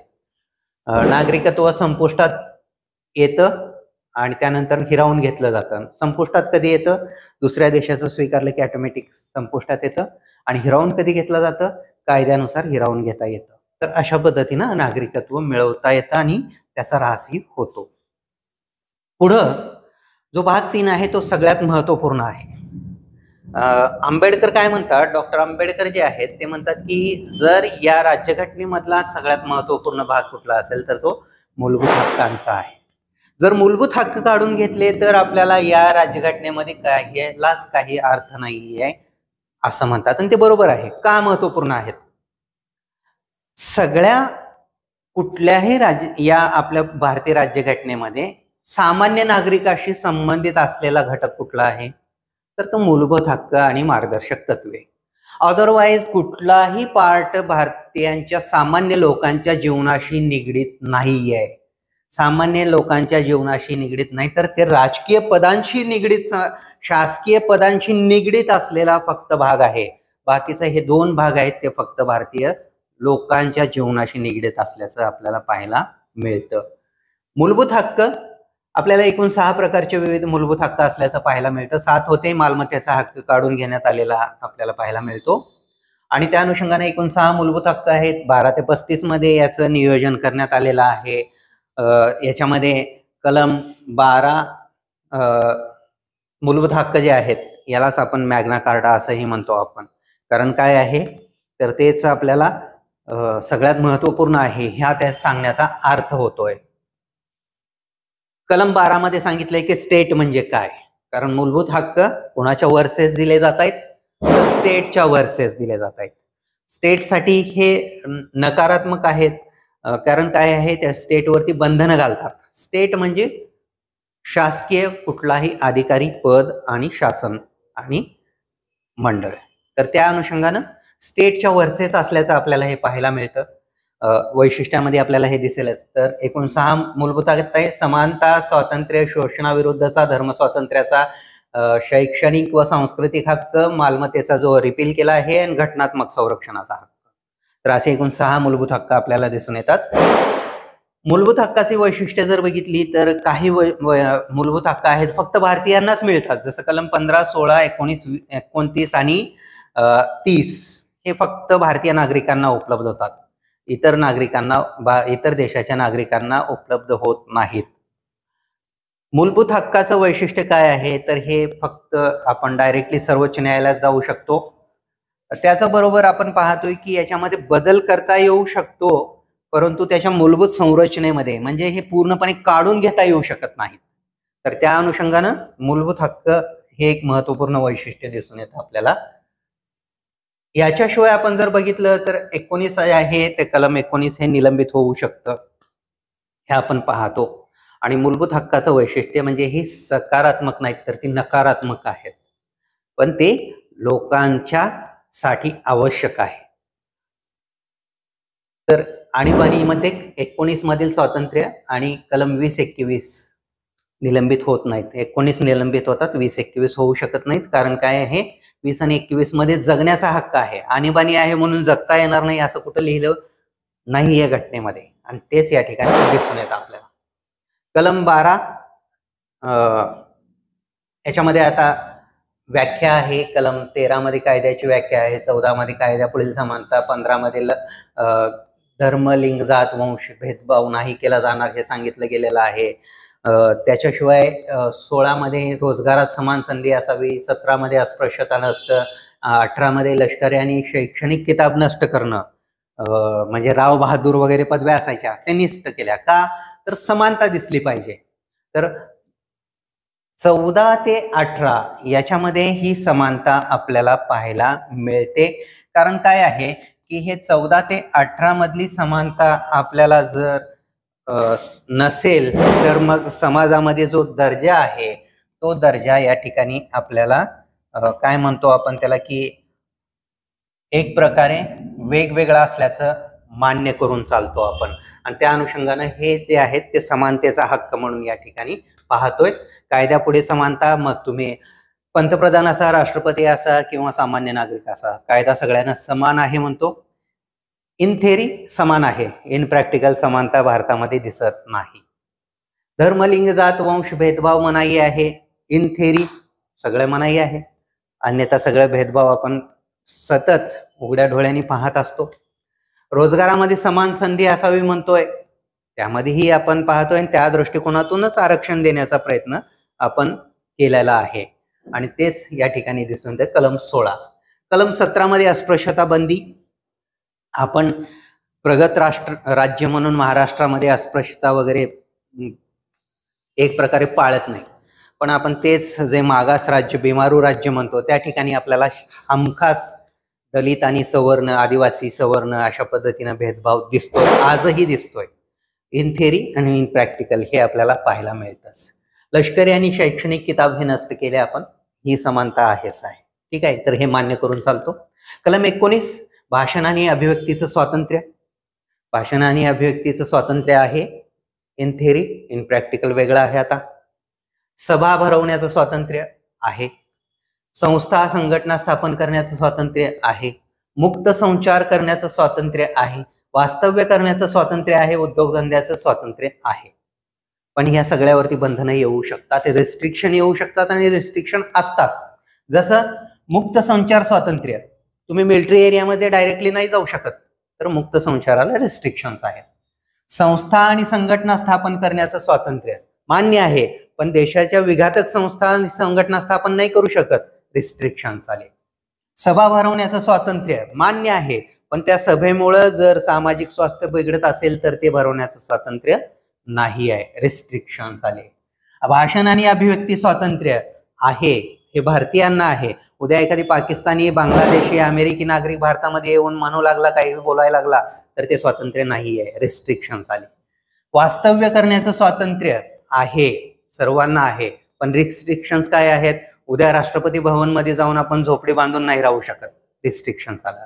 उद्योगधंद्याचं स्वातंत्र्य आहे, आता SEZ मध्ये जाऊन कुठल्याही जमिनीवर जाऊन आपण उद्योगधंदा उभारू शकत नाही, रिस्ट्रिक्शन्स आले. तर थोडक्यात काय, हे स्वातंत्र्य असली तरी सुद्धा, मूलभूत हक्क असले तरी सुद्धा याच्यावरती बंधनं आली, तर ही बंधनं संसद निर्माण करू शकते. पुढं याच्यामध्येच कलम 20, एखादी गुन्ह्याबद्दल दोषी ठरवण्यात आलेला असेल तर त्याच्याबद्दलचा निर्णय. कलम 21 जीवित आणि व्यक्तिगत स्वातंत्र्याचा आहे. ह्या कलम 20 ला आपण जिओपार्डी म्हणतो आपण, म्हणजे एकाच गुन्ह्याबद्दल 2 वेळेस शिक्षा देता येत नाही, अन्यथा एक व्यक्ती हा वर्षानुवर्ष तो जेलमध्येच राहिला असता, त्यावेळेस गुन्हा केला होता म्हणून पकडायचं आणि पुन्हा जेलमध्ये टाकायचं, असं करता येऊ शकणार नाही. म्हणजे एका डबल जिओपार्डी असं म्हटलं जातं त्याला. कलम 21 मध्ये आपण पाहतोय की चेंजेस करण्यात आले. जगण्याचा हक्क, जीविताचा हक्क हा महत्वपूर्ण आहे म्हणून सर्वोच्च न्यायालयाने वेळोवेळी त्याच्यामध्ये आणखी बऱ्याचशा गोष्टी ऍड करण्यात आल्याचं आपल्याला पाहायला मिळतं. शिक्षणाचा हक्क त्यामध्येच आहे, प्रदूषण मुक्त जगण्याचा हक्क ही त्यामध्येच आहे, पण भारत आणि प्रदूषण मुक्त हे शक्यच नाहीये. त्याचबरोबर पाणी, पिण्याचं पाणी जे आहे ते मिळालंच पाहिजे. पण तर कलम 22 जे आहे पुढे आपण पाहतो अटक आणि स्थानबद्धतेच्या अनुषंगानं आहे, म्हणजे मेसा कायदा होता, मिसा कायदा, फेमा कायदा आणि त्याच्या अनुषंगानं ईडीचा कायदा, हे सगळं आपल्याला या अनुषंगानं दिसून येतं आपल्याला. तर हे स्वातंत्र्याचे हक्क. त्यानंतर पुढे आपण पाहतो की शोषणाविरोधचा हक्क आहे, कलम 23 आणि 24, म्हणजे मानवी व्यापार जो आहे तो मानवी व्यापार करू शकत नाही. दुसऱ्या देशामध्ये भारतीयाला नेऊन त्या ठिकाणी विकणं म्हणा किंवा त्याला तिकडे सेटल करून देण्यासाठी त्याच्याकडून पैसा घेणं, हे मानवी व्यापार झाला, तो करू शकत नाही. आणि 14 वर्षाखालील मुलांना नेमण्यात बंदी असल्याचंही आपल्याला पाहायला मिळतं. तर या दृष्टिकोनातून हे आपल्याला दिसून येतं. कलम 26 जो आहे, 25, 26 हा जो आहे, कलम 25-26 हे धार्मिक स्वातंत्र्याचं हक्क आहे. कलम 25 मध्ये सर्वांना स्वतःच्या मनानं धर्म पालन करण्याचा, त्याचा प्रसार आणि प्रसार करण्याचा अधिकार देण्यात आलाय. कलम 26 मध्ये आपल्या धार्मिक व्यवहाराचं व्यवस्थापन म्हणजे धार्मिक संघटना स्थापन करण्याचा अधिकार देण्यात आलाय. कलम 27 मध्ये धर्माच्या अनुषंगानं कर लादता येणार नाही हे सांगितलंय. जसं जिझिया कर होता पूर्वीच्या काळात, तर तसा कर भारतामध्ये लादता येणार नाही हे सांगितलं गेलेलं आहे. त्यानंतर आपण जर बघितलं तर कलम 28 जे आहे, तर धार्मिक शिक्षणात सहभागी न होण्याचं स्वातंत्र्य, म्हणजे कुठल्याही पद्धतीचं धार्मिक शिक्षण असेल, मूलतत्ववादी शिक्षण असेल, तर त्याच्यामध्ये आपल्याला कोणीही जबरदस्तीने सहभागी करून घेऊ शकत नाही हे सांगण्याचा प्रयत्न त्या ठिकाणी दिलेला आहे. तर याच अनुषंगानं आपण पाहतोय की मध्ये खूप मोठ्या प्रमाणामध्ये असं म्हटलं जायचं की मदरसामध्ये धार्मिक शिक्षण दिलं जातं, मदरसामध्ये अशा पद्धतीचं शिक्षण होतं, तशा पद्धतीचं शिक्षण होतं. आणि म्हणून काय पाहतोय आपण, मदरसा हे त्याला कायद्याच्या परिभाषेत आणण्यासाठी मदरशांना आपण काय केलं, अनुदान दिलं. आणि एकदा अनुदान दिलं की त्यांना धार्मिक शिक्षण त्या ठिकाणी देता येत नाही. तर हा एक या अनुषंगानं लक्षात घेणं गरजेचं आहे. त्यानंतर सांस्कृतिक व शैक्षणिक हक्क आहेत. जसं सांस्कृतिक आणि शैक्षणिक हक्कामध्ये आपण जर बघितलं तर दिसून येईल कलम 29 आहे. अल्पसंख्याक जे आहेत त्यांच्या हिताचं संरक्षण. अल्पसंख्याक हे दोन पद्धतीनं, एक भाषिक अल्पसंख्याक आणि दुसरं वांशिक अल्पसंख्याक. म्हणजे जर समजा महाराष्ट्रामध्ये कर्नाटकचे व्यक्ती असतील तर ते भाषिक अल्पसंख्याक झाले, आणि महाराष्ट्रामध्ये स्पेसिफिक एका जमातीचे व्यक्ती कमी असतील तर ते वांशिक अल्पसंख्याक झाले. तर त्या अनुषंगाने आपल्याला या ठिकाणी ते दिसून येतं. कलम 30 मध्ये शैक्षणिक संस्थांच्या मध्ये अल्पसंख्याकांची शैक्षणिक संस्था असेल तर ती ऍडमिनिस्टर्ड आणि चालवणं, इम्प्लिमेंट करण्याचा अधिकार त्यांच्याकडेच आहे, हे त्याच्यामध्ये सांगितलेलं आहे. आणि सगळ्यात महत्वपूर्ण या संपूर्ण राज्यघटनेमध्ये सगळ्यात महत्वपूर्ण हे मूलभूत हक्क, आणि या मूलभूत हक्कामध्ये सगळ्यात महत्वपूर्ण हे कलम 32, आर्टिकल 32. कारण कलम 32 नसेल तर या संपूर्ण मूलभूत हक्कांना काहीच अर्थ नाही आहे. कारण कलम 32 काय करतं, या मूलभूत हक्कांचं संरक्षण जे आहे करतं, ते सर्वोच्च न्यायालयाकडे त्याचा अधिकार देण्यात आलेला आहे.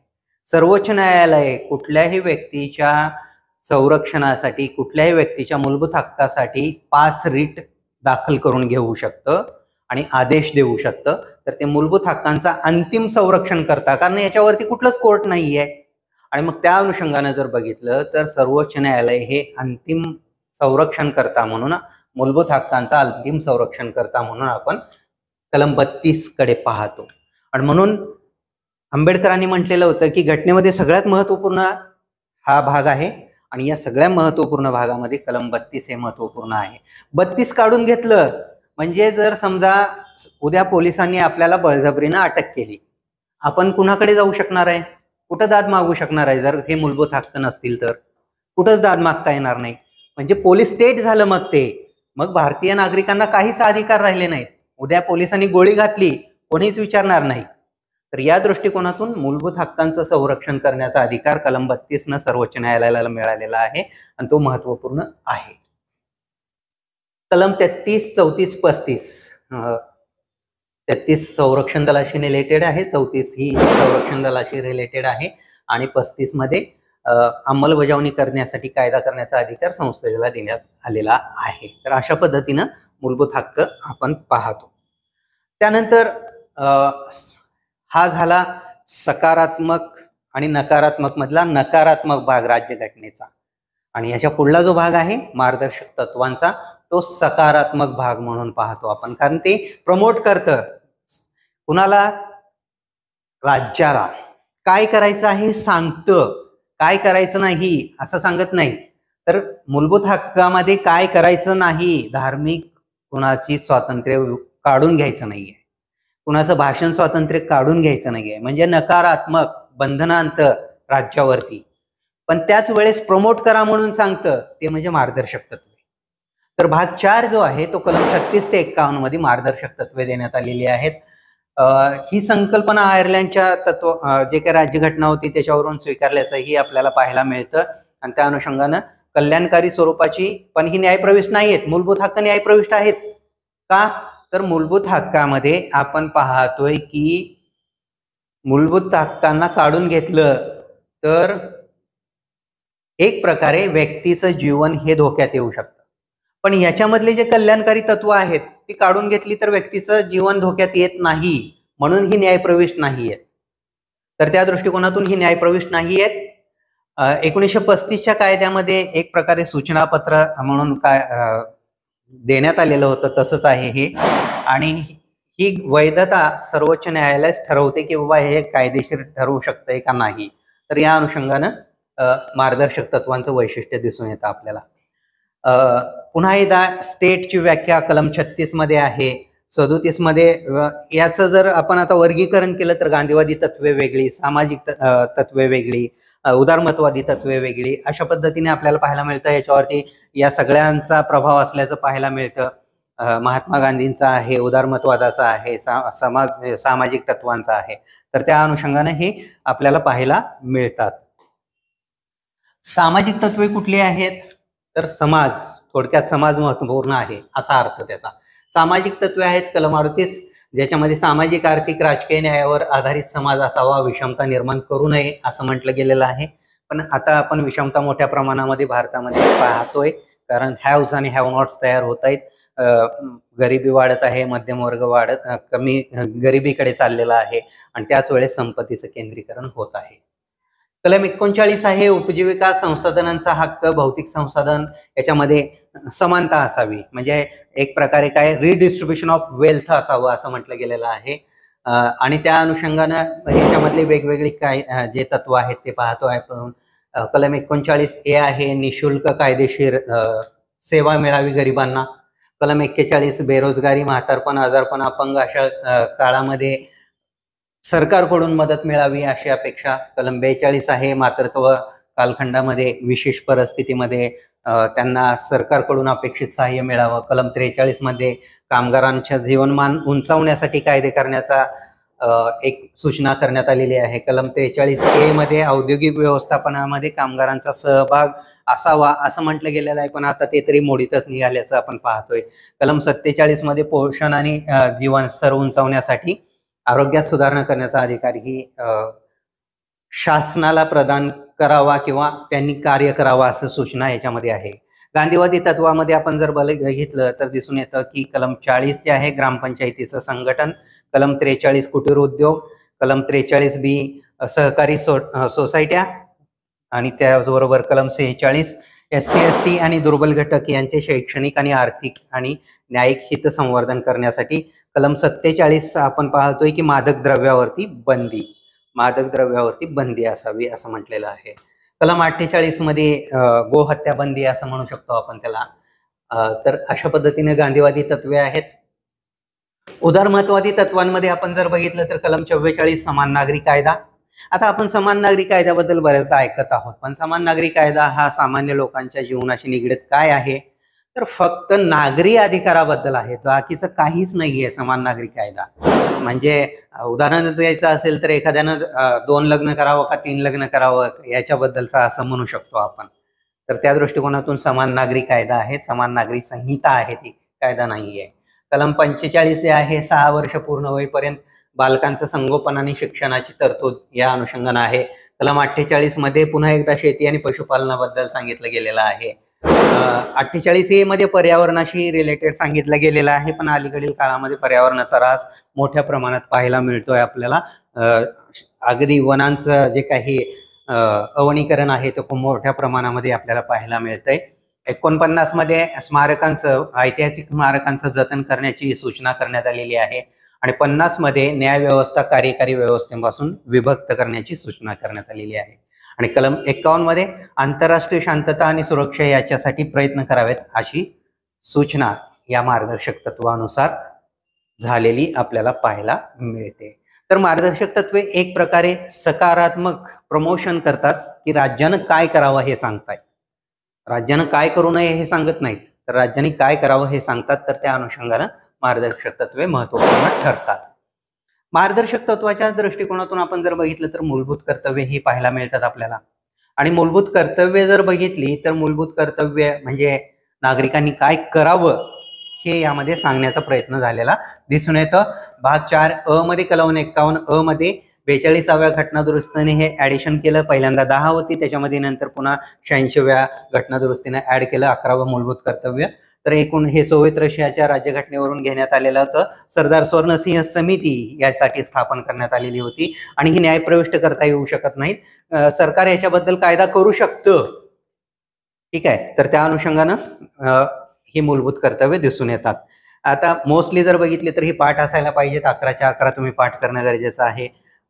या ठिकाणी मी वाचून दाखवून पण उपयोग नाही, तर तुम्हाला पाठ असणं गरजेचंच आहे.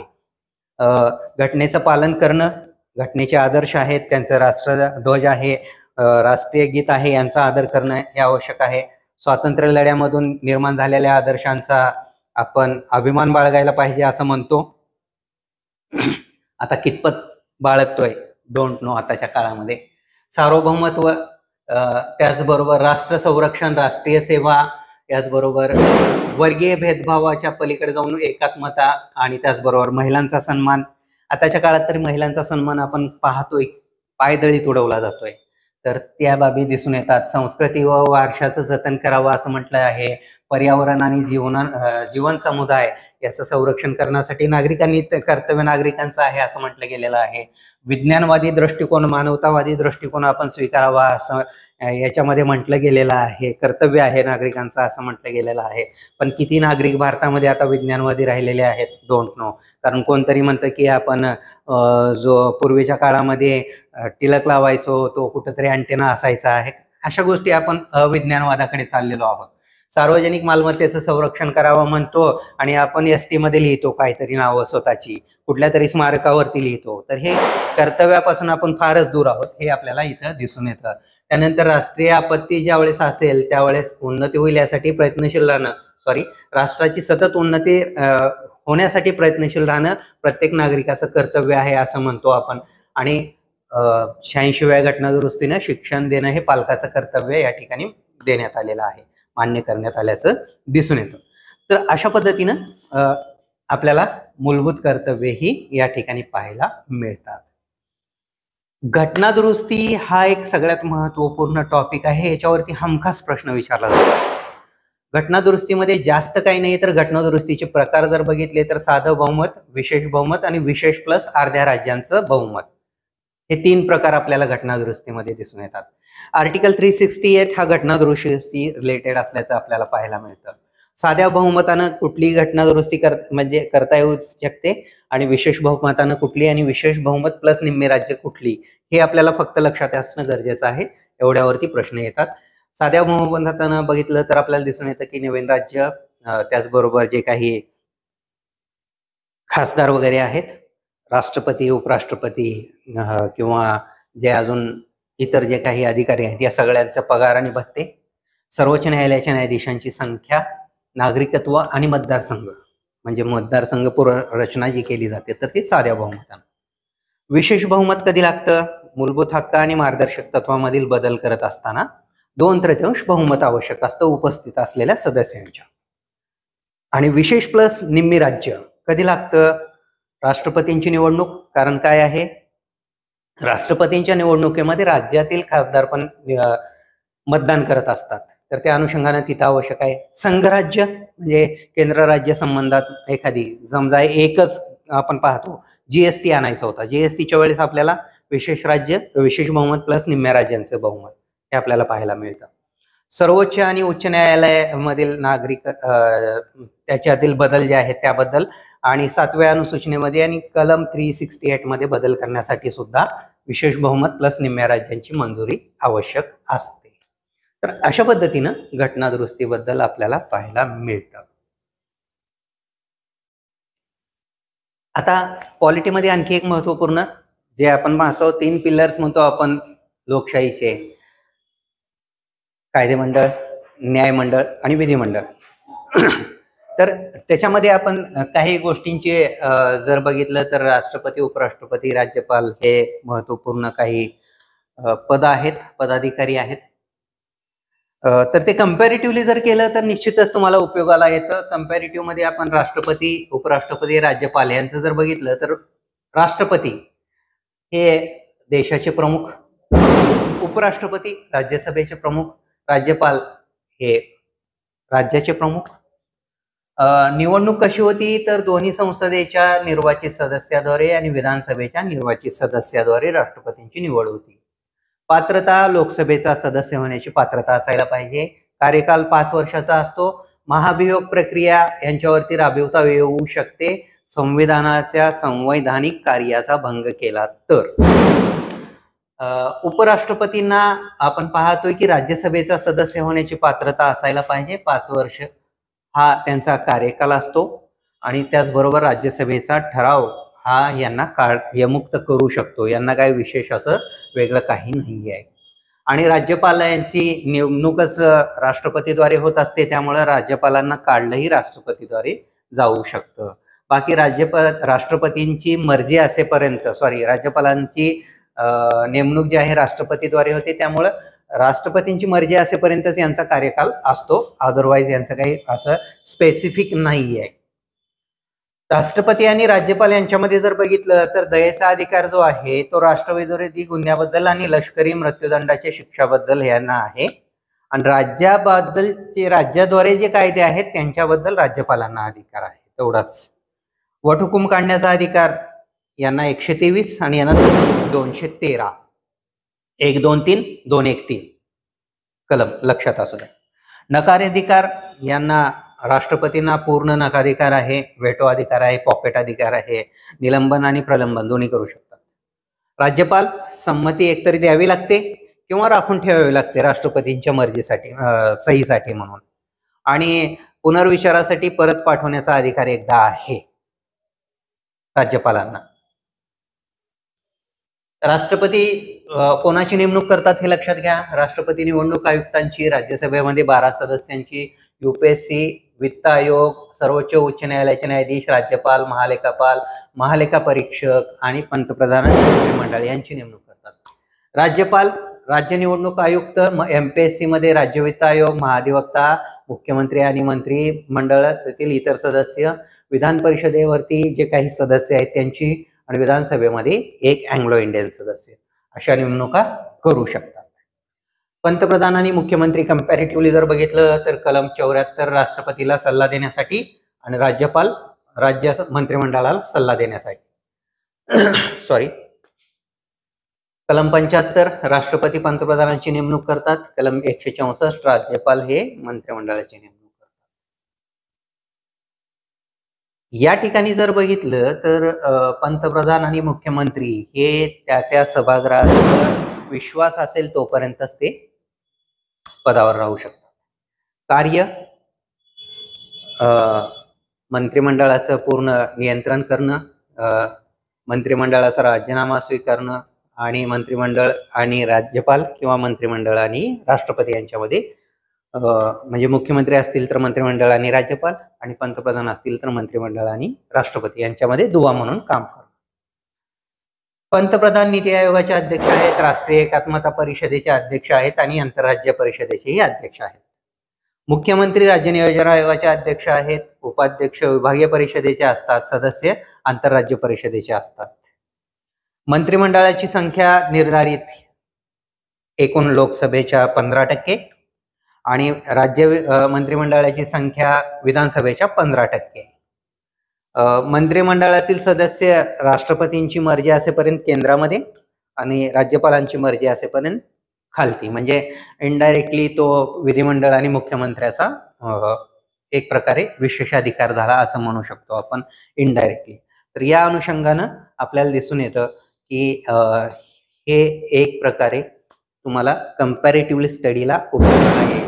अशाच पद्धतीनं तुम्ही सर्वोच्च न्यायालय, उच्च न्यायालय, त्याचबरोबर लोकसभा, विधानसभा, राज्यसभा, विधान परिषद असं कंपॅरेटिव्हली स्टडी केला तर निश्चितच तुम्हाला ते उपयोगाला येईल.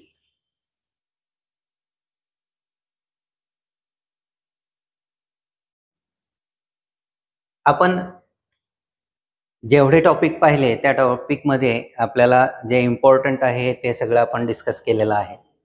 आता पुढला जर टॉपिक आपण बघितला तर तो आपण जातो तो म्हणजे विधिमंडळाकडे. विधिमंडळामध्ये आपण जर विचारात घेतलं तर आपल्याला दिसून येईल की संसद हे आपल्याला केंद्रीय विधिमंडळ म्हणून आपण विचारात घेतो. संसदेमध्ये आपण पाहतो की कंपोजिशन कसं असतं. कंपोजिशन म्हणजे संसद कुणाची मिळून तयार होते. तर संसद जी आहे तर ते संसदेचे 3 घटक आपल्याला दिसून येतात. एक लोकसभा, दुसरं राज्यसभा आणि तिसरं म्हणजे प्रेसिडेंट म्हणजे राष्ट्रपती. आता या तिघांची मिळून आपली संसद तयार होते. आता तिघांची मिळून का संसद तयार होते तर जनरल एक आपण ऑब्झर्वेशन बघितलं तर आपल्याला लक्षात येतं की फक्त लोकसभा आणि फक्त राज्यसभा हे दोघं मिळून कुठलाही कायदा तयार करू शकत नाहीत, जे की मूळतः संसदेचं मूळ कार्य आहे कायदे तयार करणं. तर या दोघांनी तयार केलेल्या कुठल्याही विधेयकाला जोपर्यंत राष्ट्रपती मंजुरी देत नाही तोपर्यंत तो कायदा होऊ शकत नाही. तसंच राज्यसभा आणि राष्ट्रपती ही फक्त संसद तयार म्हणजे कायदा तयार करू शकत नाहीत आणि फक्त लोकसभा आणि राष्ट्रपतीही करू शकत नाहीत. तर या तिघांचाही त्या ठिकाणी रोल महत्वपूर्ण आहे, म्हणून या तिघांची मिळून संसद तयार होत असते. तर आता या संसदेमध्ये आपण जे काही राष्ट्रपती आहेत त्यांचं पाहिलेलं आहे पूर्वीच. आता राष्ट्रपतींचे कंपोजिशन, त्यांचं निवड कशी होते, त्यांचा कार्यकाल काय आहे काय नाही पाहिलेलं आहे.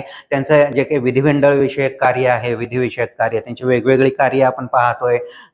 जसं वटहुकूम काढण्याचा अधिकार असेल, त्यांच्या आणीबाणीचे अधिकार आहेत, त्यांचे एक्झिक्युटिव्ह म्हणून कार्य आहेत, पंतप्रधानांची नेमणूक वगैरे जे म्हणतो आपण कार्यकारी अधिकार.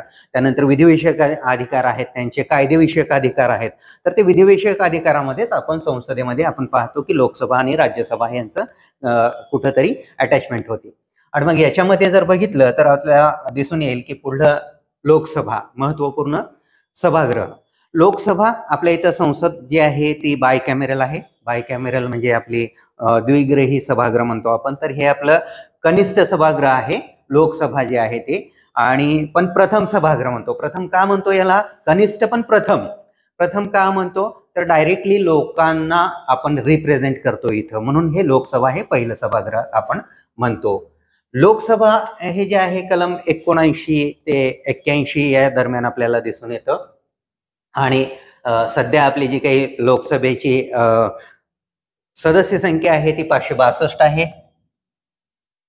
सदस्य होण्यासाठी पात्रता ती 25 वर्ष पूर्ण असावा, भारतीय नागरिक असावा आणि कुठल्याही त्याच्यावरती गुन्हे वगैरे नसावेत. अशा पद्धतीची जे काही पात्रता आहे ती पात्रता आपल्याला माहीत आहेच. याच्यामध्ये जर बघितलं तर आपल्याला दिसून येतं की लोकसभा जी आहे, लोकसभेचा नेता म्हणून आपण कुणाचा विचार करतो तर तो पंतप्रधानांचा. आणि त्याचबरोबर विरोधी पक्ष नेता पण आपण याच्यामध्ये पाहतोय की एक कॅबिनेट दर्जाचा त्याला एक पद आहे त्याचं. लोकसभेचे सभापती यांची निवड ही पहिल्या अधिवेशनामध्ये केली जाते. आणि मोस्टली आतापर्यंतचा रीतिरिवाज विचारात घेतला तर आपल्याला दिसून येते की जे काही बहुमतवाला पक्ष आहे त्याचा सभापती म्हणजे त्याचा सदस्य हा सभापती म्हणून निवडला जातो. आणि आजपर्यंतचा जो संकेत आहे तो संकेत अलीकडील काळामध्ये मोडला गेलेला आहे, परंतु जो संकेत आहे तो विरोधी पक्षाकडे हा त्याच लोकसभेच्या सभापतीचं उपाध्यक्षपद म्हणजे उपसभापतीपद दिलं जातं असा एक संकेत आहे, पण तो सध्याच्या कालखंडामध्ये मोडला गेलेला आहे हे आपण पाहतो. लोकसभा अध्यक्ष ज्यांना लोकसभा सभापती म्हणतो आपण तर ते लोकसभा सभापती जे आहेत ते सभापतींची निवडणूक अगदी आपण पाहतो लोकसभेच्या सदस्यांकडून होते. त्यामुळे त्यांना दूर करण्याचा अधिकारही त्या सदस्यांनाच आहे, पदावरून काढण्याचा अधिकारही त्यांनाच आहे. हे सहजच आपल्याला पाहायला मिळतं. आता लोकसभेमध्ये त्यांचं रोल काय आहे तर साहजिक आहे. कुठल्याही आपण समजा उदाहरणच घेतलं, एक वर्ग आहे तर त्या वर्गामध्ये तर एखाद्याला मॉनिटर नेमलं तर मॉनिटरचं काम काय असतं त्याच्यावरती देखरेख करणं. कोणी आपण पाहतोय की लहानपणी मुलं काय करतात, जर आगाऊपणा दंगा करत असतील तर त्याचं नाव बोर्डावरती वगैरे लिहिलं जातं, त्याला सांगितलं जातं तू शांत बस. तर याच पद्धतीची कार्य लोकसभा सभापतीचे समजू शकतो. सभागृहाचा मूळतः अध्यक्ष म्हणून तो लोकसभेच्या कामकाजावरती नियंत्रण ठेवतो. कोणी बोलायचं नाही. आता अलीकडील काळामध्ये मुद्दा मोठ्या प्रमाणामध्ये होता की माईक बंद केलं जातं, तर तो थोडक्यात काय आहे की लोकसभा सभापती ठरवतो की कुणाला बोलू द्यायचं आणि कुणाला बोलू द्यायचं नाही हे आपण पाहतो. कुठलं विधेयक धन विधेयक आहे आणि कुठलं विधेयक सामान्य विधेयक आहे हे ठरवण्याचा अधिकार ही त्याचाच आहे. कारण त्याच्याकडे एखादी विधेयक आल्यानंतर समजा एखादी कागद आला तर ते कागद काय आहे आणि काय नाही तोच सांगणार. उदाहरणच काय आपल्याला दिसून येतं की तो ठरवू शकतो कुठलं विधेयक काय आहे ते. दुसरं आपण पाहिलं तर तो अध्यक्ष असल्यामुळे, लोकसभेचा सभापती असल्यामुळं त्याला मतदानाचा अधिकार अगदी शेवटच्या टप्प्यात मिळतो, ज्यावेळेस समसमान मते पडतील त्यावेळेस. आणि साहजिकच आहे की ज्यावेळेस जॉईंट सेशन होतं त्यावेळेस जॉईंट सेशनमध्ये यांची सदस्य लोकसभेची जास्त असल्यामुळे लोकसभेचा सभापती हा त्याचं अध्यक्षस्थान भूषवतो हे आपण पाहतो. त्याचबरोबर सदस्यांची अपात्रता आहे का नाही हा ठरवण्याचा अधिकारही त्याचाच असल्याचं आपल्याला पाहायला मिळतं. तर आपली जी लोकसभा आहे ती लोकसभेचं कंपोजिशन बघितलं तर 552 सदस्य जरी असले तरी पण पूर्णपणे आता सध्या आपण पाहतोय की 545 सदस्य आहेत. त्याच्यामध्ये 530 हे आपले राज्यांचे आणि 15 जे आहेत ते केंद्रशासित प्रदेशांचे असं आपण याला म्हणतो. आणि याचबरोबर आपण जर बघितलं तर लोकसभा ही 5 वर्षासाठी असते, 5 इयर्स. आणीबाणीच्या काळामध्ये लोकसभेचा जो काही कार्यकाल आहे तो कार्यकाल हा एका वेळी 1 वर्षाने वाढवता येतो. तर आणीबाणीचा कार्यकाल आणि आणीबाणी संपल्यानंतर 6 महिन्याच्या जास्त कार्यकाल वाढवता येऊ शकत नाही. तर त्या अनुषंगानं हा 5 वर्षाचा कार्यकाल, म्हणूनच आपल्याला पाहतोय की लोकसभेचा जो सदस्य आहे त्याचाही कार्यकाल 5 वर्षच असतो हे आपण पाहतो. पहिली लोकसभा 1952 ला अस्तित्वात आली, कारण पहिले इलेक्शन जे आहे ते 1952 ला झालेले आहेत आणि त्या अनुषंगानं पहिली लोकसभा 1952 ला अस्तित्वात आल्याचं आपल्याला दिसून येतं. याच्या वेगवेगळ्या कमिटीज आहेत, पण त्यातल्या 3 महत्वपूर्ण कमिटीज आहेत लोकसभेच्या. त्या म्हणजे पब्लिक अकाउंट कमिटी, PAC म्हटलं जातं त्याला. दुसरी आहे सार्वजनिक जे घटना आपल्या ज्या सार्वजनिक उपक्रम आहेत त्या उपक्रम समिती आहे, आणि विविध विषयांच्या वेगवेगळ्या समित्याही त्यामध्ये स्थापन केल्या जातात हेही आपण पाहतो. आणि त्याचबरोबर एक मॉनिटरिंग कमिटी असल्यासारखं की कामकाज कसं काय नाही या अनुषंगानेही आपण हे पाहतो. दुसरं राज्यसभा. राज्यसभा हे दुसरं सभागृह आणि वरिष्ठ सभागृह म्हणतो. वरिष्ठ का तर नावातच आहे, वरिष्ठ म्हणजे वरिष्ठ नागरिकांचं सभागृह म्हणून आपण याच्यामध्ये विचारात घेतो. कलम 79 आणि 80 मध्ये याचे कंपोजिशन आहे. एकूण 250 सदस्य संख्या सध्या निर्धारित केलेली आहे. पुढील काळामध्ये डिलिमिनेशन झाल्यानंतर पुन्हा याच्यामध्ये चेंजेस होऊ शकतात. याच्या सदस्याची पात्रता जर बघितलं तर 30 वर्ष असावा वयाचे, आणि त्याचबरोबर तो काही जे काही अटी आहेत भारतीय नागरिक वगैरे त्या सिमिलर असतील. याचा कालावधी, याचा कार्यकाल सदस्याचा हा 6 वर्ष असतो. सॉरी, मात्र जो राज्यसभेचा कार्यकाल आहे तो अनंत आहे, म्हणजे ती राज्यसभा विसर्जित होत नाही. तर त्या अनुषंगानं आपण पाहतो की हा 6 वर्षाचा कालावधी आहे तो राज्यसभेच्या सदस्यांचा आहे. पण उपराष्ट्रपती हे राज्यसभेचे डायरेक्ट सदस्य नसतात, म्हणून त्यांचा कार्यकाल हा 5 वर्ष निर्धारित केलेला दिसून येतो आपल्याला. आणि उपराष्ट्रपती हा राज्यसभेचा पदसिद्ध सभापती असतो, म्हणजे अध्यक्ष असतो. राज्यसभेच्या सदस्यांची निवडणूक जी आहे ती अप्रत्यक्ष पद्धतीने होते, म्हणजे जे काही आपले विधानसभा आहेत त्या राज्यांच्या विधानसभामार्फत यांची निवड होत असते. सेम पद्धतीने आपण जर बघितलं तर याच्यामध्ये राज्यसभा आणि लोकसभेमध्ये कंपॅरिझन करायला गेलं तर दोघांचे अधिकार सारखे आहेत, पण प्रथम अधिकार वित्तविषयक किंवा धनविषयक अधिकार जो आहे तो लोकसभेकडे आहे. हा एवढा एक्स्ट्रा एकच आहे. पण राज्यसभेलाही तेवढाच एक महत्वपूर्ण अधिकार आहे, तो म्हणजे काय, राज्यसूचीतील विषयावरती कायदा करण्याचा अधिकार राज्यसभेलाच आहे, लोकसभेला नाही आहे. तर पहिल्यांदा राज्यसभेनं तसं विधेयक मांडावं लागतं राज्यसूचीतील विषयावरती कायदा करण्याचं, आणि त्यावेळेसच ते पुढे जाऊन लोकसभेकडे जाऊन मग ते मंजुरीला जातं. तर तो एक अधिकार, विशेष अधिकार आपल्याला या ठिकाणी दिसून येतो. जसं लोकसभा पाहतो आपण केंद्रीय कायदेमंडळ म्हणून, तसंच आपल्याला राज्य कायदेमंडळ म्हणून विधानसभा ही पाहतो. विधानसभेमध्ये पुन्हा सेम पद्धतीने कलम 168 आणि 170च्या दरम्यान आपल्याला विधानसभा दिसून येते. सदस्य संख्या ही कमीत कमी 60 ते 500 असं म्हणतो, आणि विशिष्ट याच्यामध्ये 40 ची सदस्य संख्या आपण कन्सिडर करतो. पुन्हा सेम पद्धतीने सदस्य पात्रता सेम आहे लोकसभेची जशी आहे तशीच, आणि विधानसभा अध्यक्ष जे आहेत त्यांचे अधिकारही सेम आहेत जसे लोकसभा अध्यक्ष आहेत त्यांचे आहेत तसे. याच्यामध्ये कंपॅरेटिव्हली स्टडी करत असताना मोस्टली विचारात घ्या की लोकसभा आणि विधानसभा या दोन्हींचा एकत्र अभ्यास, दोन्हींचा बऱ्यापैकी कंपॅरेटिव्हली सेम आहे. राज्यसभा आणि विधान परिषद यांचं दोन्हीचे सिमिलॅरिटी सेम असल्याचं आपल्याला दिसून येतं. कमी अधिक प्रमाणामध्ये 1-2 पॉईंट जे आहेत ते वेगळे असू शकते, पण आपण अभ्यास करत असताना अशा पद्धतीने जर चार्ट तयार केला तर 2 पेजेसमध्ये हा पूर्ण जो आहे स्टडी होऊन जातो याचा. बाकी तारांकित प्रश्न म्हणजे जे काही आयुध म्हणतो आपण, कसली तर लोकशाहीची आयुध. सरकारवरती कंट्रोल कसा ठेवणार, तर सरकारवरती कंट्रोल ठेवण्याचा एकच अधिकार आहे, तो म्हणजे प्रश्न विचारून. तर त्या अनुषंगानं ही जे काही वेगवेगळे आयुध आहेत तारांकित प्रश्न, अतारांकित प्रश्न, प्रश्न काळ कुठला, शून्य काळ कुठला, शून्य प्रहर कुठलं, हे सगळे जे आहे हे या आयुधामध्येच येतं. विधिमंडळाच्या कामकाजाचं एक आपल्याला सेशन, त्याच्यामध्ये जे काही त्याचे जे हत्यार आहेत म्हणतो आपण, तर ते आपल्याला या ठिकाणी पाहायला मिळतात.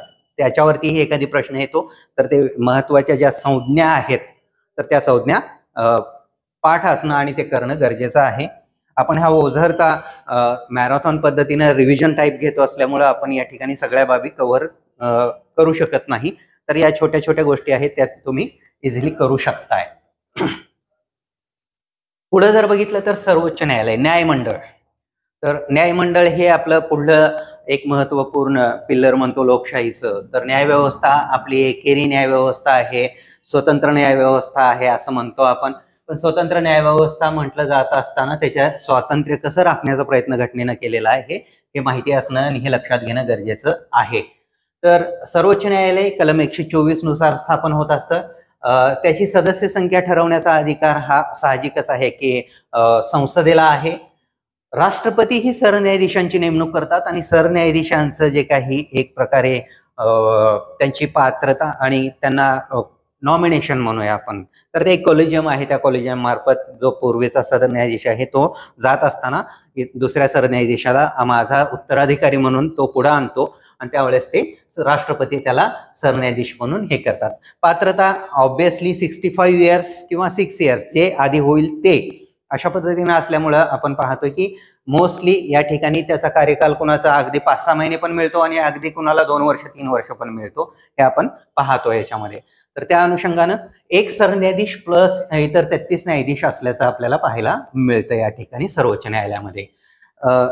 राष्ट्रपती सरन्यायाधीशांना शपथ देतात आणि इतर न्यायाधीशांनाही ते शपथ देत असतात. नेमणूक ही राष्ट्रपतीकडून केली जाते. ह्याच्यामध्ये नेमणूक केली जात असताना त्यांची पात्रता विचारात घेतली तर त्यांनी उच्च न्यायालयामध्ये 5 वर्ष न्यायाधीश म्हणून काम केलेलं असणं गरजेचं आहे किंवा उच्च न्यायालयामध्ये 10 वर्ष वकिली म्हणून काम केलेलं असणं गरजेचं आहे. आणि 44व्या घटना दुरुस्तीनं सांगितलं होतं की निष्णात कायदेपंडित असावा, कुणाच्या मर्जीनुसार, राष्ट्रपतींच्या मतानुसार. आता राष्ट्रपतींचं मत म्हणजे साहजिकच आहे की सरकारला माहिती असतं आणि सरकार रेकमेंडेशन करतं, त्या पद्धतीनं राष्ट्रपती निर्णय घेत असतात. तर या अनुषंगाने जर बघितलं तर राजीनामा ऑब्विसली राष्ट्रपतीकडे, कारण नेमणूक ते करतात म्हणून. आणि यांची जर आपल्याला पदावरून काढायचं असेल तर यांना आपण पाहतो की इम्पिचमेंट म्हणजे लोकसभा किंवा राज्यसभेमध्ये तुम्ही पहिल्यांदा त्यांच्यावरती आरोप तय करायचा आणि आरोप टाकल्यानंतर मग त्याच्यावरती 14 दिवसाची नोटीस देऊन आरोप टाकायचे आणि मग त्याच्यावरती चर्चा होणार आणि मग त्यानंतर त्यांना काढायचं का नाही ह्या बहुमतानं निर्णय होणार, हे आपण पाहतो. तर या दृष्टिकोनातून आपण पाहतो की सर्वोच्च न्यायालयाचं अधिकार क्षेत्र जर बघितलं तर प्रारंभिक आणि प्रारंभिक हे सगळ्यात महत्वाचं आहे. प्रारंभिक म्हणजे काय आहे, यांनी दिलेले जे काही निर्णय आहेत, काही ज्या काही गोष्टी आहेत सगळ्यात पहिल्यांदा यांच्याकडेच येऊ शकतात. तर ते तसं प्रारंभिक म्हणजे राष्ट्रपतींचा निवडणुकीचा वाद आहे किंवा मूलभूत हक्काबद्दलचा प्रश्न असेल तर ते प्रारंभिक न्यायालय असं म्हणतो आपण. न्यायिक पुनर्वलोकन जो आहे तो एक महत्वपूर्ण यांचा अधिकार आहे. म्हणजे एखादी कायदा योग्य आहे का अयोग्य आहे, घटनेला धरून आहे का नाही हे ठरवण्याचा अधिकार जो आहे तो यांच्याकडे आहे आणि तो न्यायिक पुनर्वलोकन म्हणतो आपण त्याला. त्याचबरोबर याला अभिलेखीय न्यायालय असंही म्हणतो आपण. अभिलेखीय न्यायालय म्हणजे काय आहे, तर अभिलेखीय म्हणजे यांनी दिलेले निर्णय रेकॉर्ड करून ठेवले जातात आणि हेच निर्णय पुढील काळामध्ये इतर खटल्यांमध्ये एक कायदा म्हणून कन्सिडर केले जातात आणि त्यामुळं याला अभिलेखीय न्यायालय असंही म्हणतो. तर या दृष्टिकोनातून सर्वोच्च न्यायालयामध्ये हे महत्वपूर्ण आपल्याला दिसून येतं. आता सर्वोच्च न्यायालयाबद्दल रिसेंटमध्ये पाहतोय आपण की संजय खन्ना हे सरन्यायाधीश झालेले आहेत. याच्या आधी धनंजय चंद्रचूड होते. तर या दृष्टिकोनातून जे चेंजेस झालेले आहेत ते लक्षात असू द्या. मग क्रमानं कुठले आहेत, कसं काय नाही, या दृष्टिकोनातून सर्वोच्च न्यायालयावरती विचारात घेणं गरजेचं आहे. सर्वोच्च न्यायालयाबरोबर बघितलं तर उच्च न्यायालय हे सुद्धा आपण पाहतो की प्रत्येक राज्यासाठी असतं किंवा 2 राज्यासाठी असतं. जसं मुंबई उच्च न्यायालय हे गोवा आणि महाराष्ट्रासाठी आहे. तर त्या दृष्टिकोनातून उच्च न्यायालय हे किती राज्यासाठी असावं हे ठरवण्याचा अधिकार हा साहजिकच आहे की संसदेला आहे. प्रत्येक राज्यासाठी एक हे जनरली आपल्याला आयडियल आपल्याला पाहायला मिळतं. सदस्य संख्या राष्ट्रपती ठरवतील ती, म्हणजे थोडक्यात सरकार ठरवतं थोडक्यात की किती असावीत ती. नेमणूक राष्ट्रपती मार्फत असते आणि त्याच्यामध्ये आपण बघितलं तर मुख्य न्यायाधीश आणि इतर न्यायाधीशांचे कंपोजिशन मध्ये बघितलं तर आपल्याला या ठिकाणी दिसून येतं की राष्ट्रपती हे सर्वोच्च न्यायालयाच्या न्यायाधीशांच्या एक कलोजियम आहे, त्या कलोजियम मध्ये आपल्याला यांचा निर्णय घेतात की कुणाला नेमायचं आणि कुणाला नाही, आणि त्या अनुषंगाने त्यांची नेमणूक होत असते हे आपण पाहतो. पात्रता राज्यामध्ये 10 वर्ष न्यायिक पदावरती काम केलेलं असावं किंवा वकिली केलेली असावी उच्च न्यायालयामध्ये 10 वर्षाची, आणि कालावधी जर बघितलं तर त्यांचं 62 इयर्स आहे. जसं सर्वोच्च न्यायालयाचं 65 होतं, यांचं 62 आहे, हे लक्षात असू द्या. पुन्हा सेम पद्धतीनं प्रारंभिक अधिकार क्षेत्र असतं, अभिलेखीय अधिकार क्षेत्र असतं आणि न्यायिक पुनरावलोकन काही बाबत यांना तो अधिकार आपल्याला दिसून येतो. हे झालं सर्वोच्च न्यायालय आणि उच्च न्यायालय. यानंतर जर बघितलं तर आपल्याला दिसून येईल की आणीबाणीवरती 3 प्रकारच्या आणीबाणी पाहायला मिळतात. प्रारंभिक याच्यामध्ये जर विचार करायला गेलं तर घटनेमध्ये कलम 352, 356 आणि 360. 352 ची आणीबाणी जी आहे ती राष्ट्रीय आणीबाणी म्हणून आपण विचारात घेतो असतो. राष्ट्रीय आणीबाणी 42व्या घटना दुरुस्तीनं त्याच्यामध्ये आपल्याला हे दिसून येते की बदल केलेला आहे. 44व्या घटना दुरुस्तीनं सशस्त्र उठाव आणि अंतर्गत अशांतता याच्यामध्ये सशस्त्र उठाव असेल तरच ती करता येत असते.